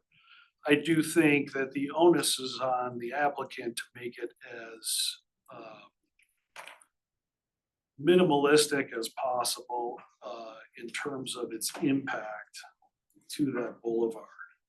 Whereas what I see is an ode to itself. I made that comment when it was first presented to us in a preview.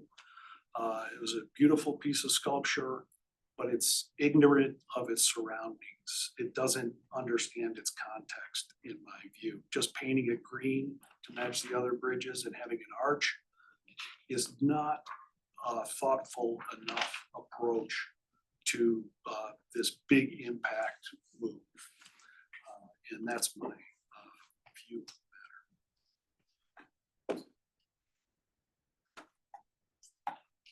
Thank you, Mike. I think all of us have spoken. Is there any further comment that you would like to make before we hand it over to LDDRC? Okay, so hold tight and think about how you're going to, what motion you would want. Yes. I would also add that in terms of that minimalism, there hasn't been a strong case made for 36 feet. Best practices, my best practices would tell me it could be half. Best practices is not a justification for that width. So I just put it out there. Yeah, thanks, Nick. I think those are all good points. Okay, so we'll hand it over to you. Okay, commissioners, before we start deliberating, remember our focus is only on the paperclip. I know we want to talk about the bridge, we can't talk about the bridge, we have to focus strictly what's in our boundaries. And if we've got a comment, please reference a design guideline. Again, don't reference I like, I don't like, I wish, I want. It needs to reference back to a guideline, it needs to be defensible. So with all of that being said, who wants to speak first? I'll go first. Referencing the fourth special review district guidelines, you know, the one that I think really stands out in my mind is it needs to be of its time. And I feel like the application, the proposal does that for the Lodo landing. I think that it is meeting the intent of the fourth special review district's criteria as an edge condition for our Lodo district. With the one, you know, the exception or the yes, no coming up is that it doesn't necessarily address the adjacent context of the Spear Boulevard requirements. But I feel like that in the guidelines is not as prominent, is not part of the intent of the fourth district special review district. It needs to be of its time. It needs to service its own site. So I'm not fully convinced, personally, respectfully disagreeing with staff about the fact that it doesn't directly address the requirements of the Spear Boulevard district as grounds for denial. Okay. I'm looking at 4B. Okay. About promote the new construction that's compatible and harmonious with the historic district. And we also have, it must be of its time and distinctive. I'm comfortable that this is going to be a different design than the historic district. It was of a different era, it's of today. And that the minute you hit the landing with the bridge, the historic bridge that's already there, with the environment around it, that you will know that you are in a different district. It will be very clear. And I'm not troubled at all about that lack of compatibility. I like the contemporary design. Okay. And I think my concerns will be worked out in the future. Okay.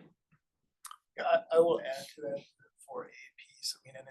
I mean, the staff comment is slightly conflicting itself. It says yes, no, it may, you know, and I want to underline that I feel that this, and I know we're not really supposed to talk about the design of the bridge, but I mean, it ties to the connection that we're talking about, so that arch form impacts what happens at our end. And I would call it, still continue to call it an arch form and not a suspension bridge, even though it technically might be that. So I do think that, you know, in terms of the design, it works well with the special district and the, you know, tying into that. I would take a little contrarian approach also on the staff report, as you know, you might have kind of gathered from my comments before, in that while the connectivity to Manny's Bridge is good, I think it could be somewhat better, you know, on our end in terms of that connection to Lodo. So Would that comment be, I used to use the term when I was in LPC, designer's choice. It's like the design could be changed, you put my designer hat on by doing X, Y, and Z, but is it compatible with the guidelines? That's the hard question. it is the hard question. I mean, I mean, even staff, I think, is making a judgment call there and saying they feel it is. Okay. I feel it is close. I feel it should be better. Can I, mean, I don't know if. oh, I'm sorry. Yeah, go May I add to that though, is that I feel it is compatible with the guidelines in that the previous iteration that we saw back in December of like 23 had a second bridge, and most of the circulation was encouraged or directed to that second bridge. Yep. By removing that second bridge, you're actually creating more interaction with the historic fabric. Okay.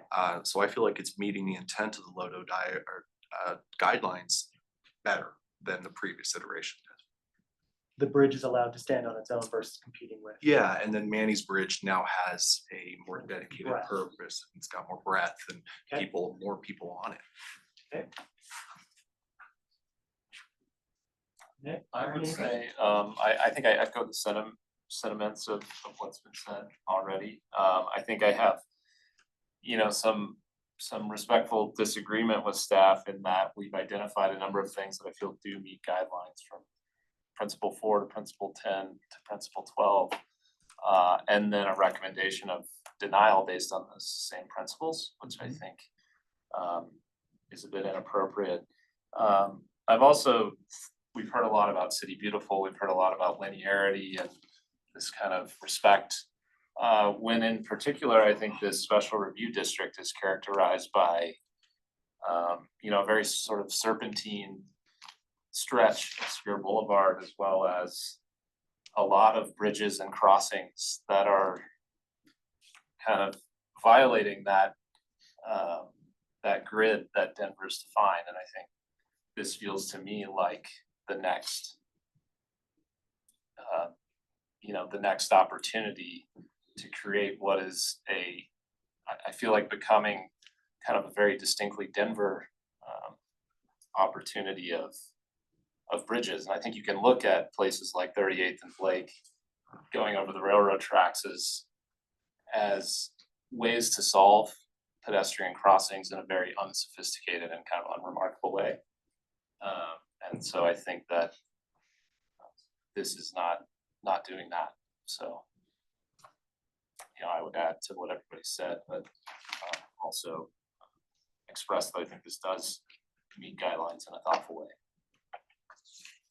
I guess I'll wrap up. I first just wanted to just acknowledge that the challenge of having to navigate the labyrinth of so many overlapping standards and guidelines in a thoughtful, coherent way, and being able to meet often conflicting principles of those, which is challenging in and of itself. But just to address a few key items from the standards and guidelines, Principle 10 and Policy 10.1, pedestrian connections to Spear Boulevard, pedestrian friendly design.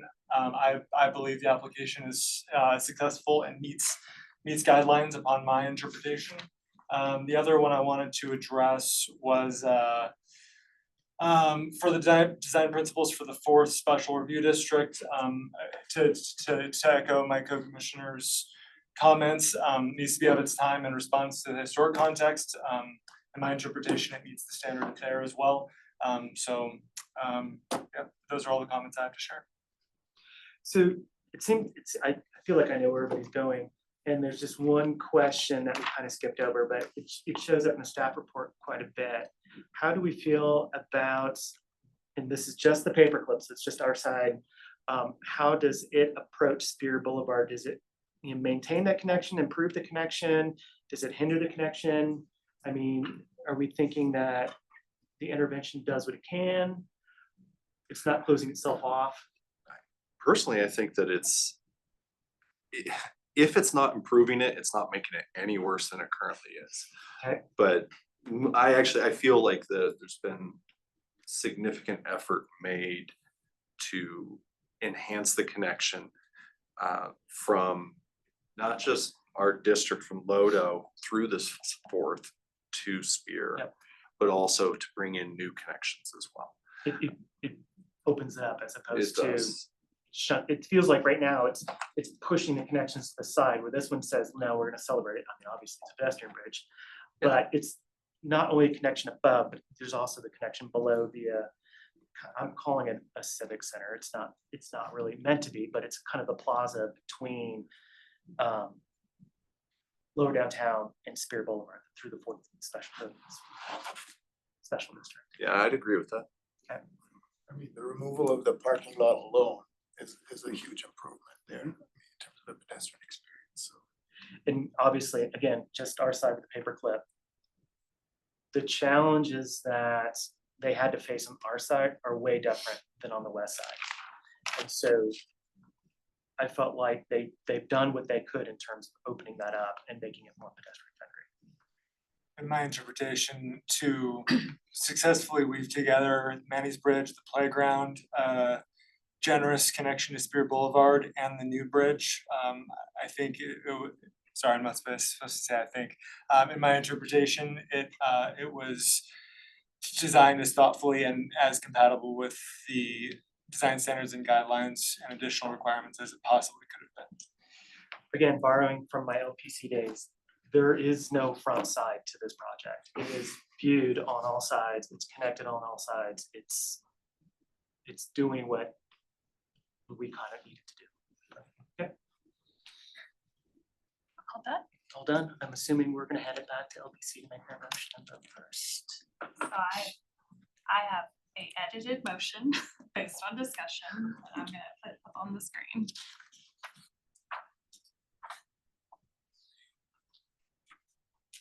So this is generally what I was hearing. No, that was not sharing.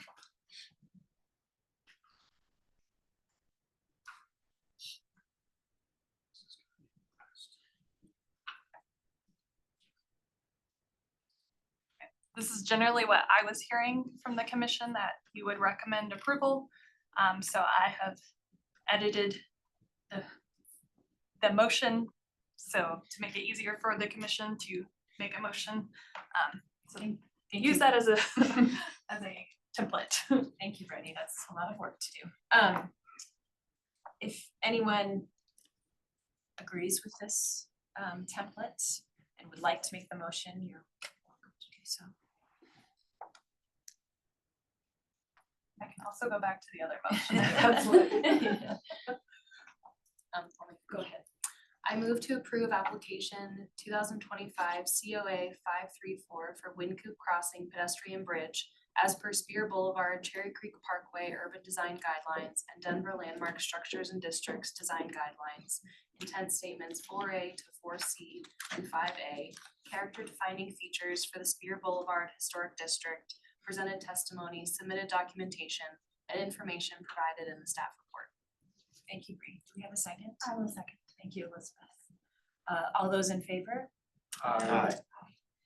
Sorry, I'm not saying aye. I'm okay, all those opposed? Nay. Nay. So Nick and I are opposed. Any abstaining? Okay. All right, so the motion passes. Thank you. I also have a edited motion for LDDRC based on discussion to use as your template. Again, feel free to use this template as your basis. You can go back to the suggested motion however you're comfortable with. Does anyone want to make up this motion or do we want to go back? Happy to make this motion. I move to approve application number 2025 COA 535 for Lodo Landing as per design guidelines for Lower Downtown Historic District Principle 4, 10, 12, Policy 4.2, 10.1, for Special Review District Graphic Guidelines, the HUED, and Denver Landmark Structures and Districts Design Guidelines Intent Statements 4A through 4C and 5A, character defining features for the Lower Downtown Historic District, presented testimony, submitted documentation, and information provided in the staff report. Do I have a second? I'll second. I'll give that to Marlene. You guys can duke it out over there. All those in favor, please signify by saying aye. Aye. Aye, so that is, any nays? Any abstentions? So that is unanimous. Passing. Well, that is all we have for the special meeting today. We have no discussion items or business items, so we can close. One of the chairs would like to state the time. We are closing the meeting at 3:17, 7:29.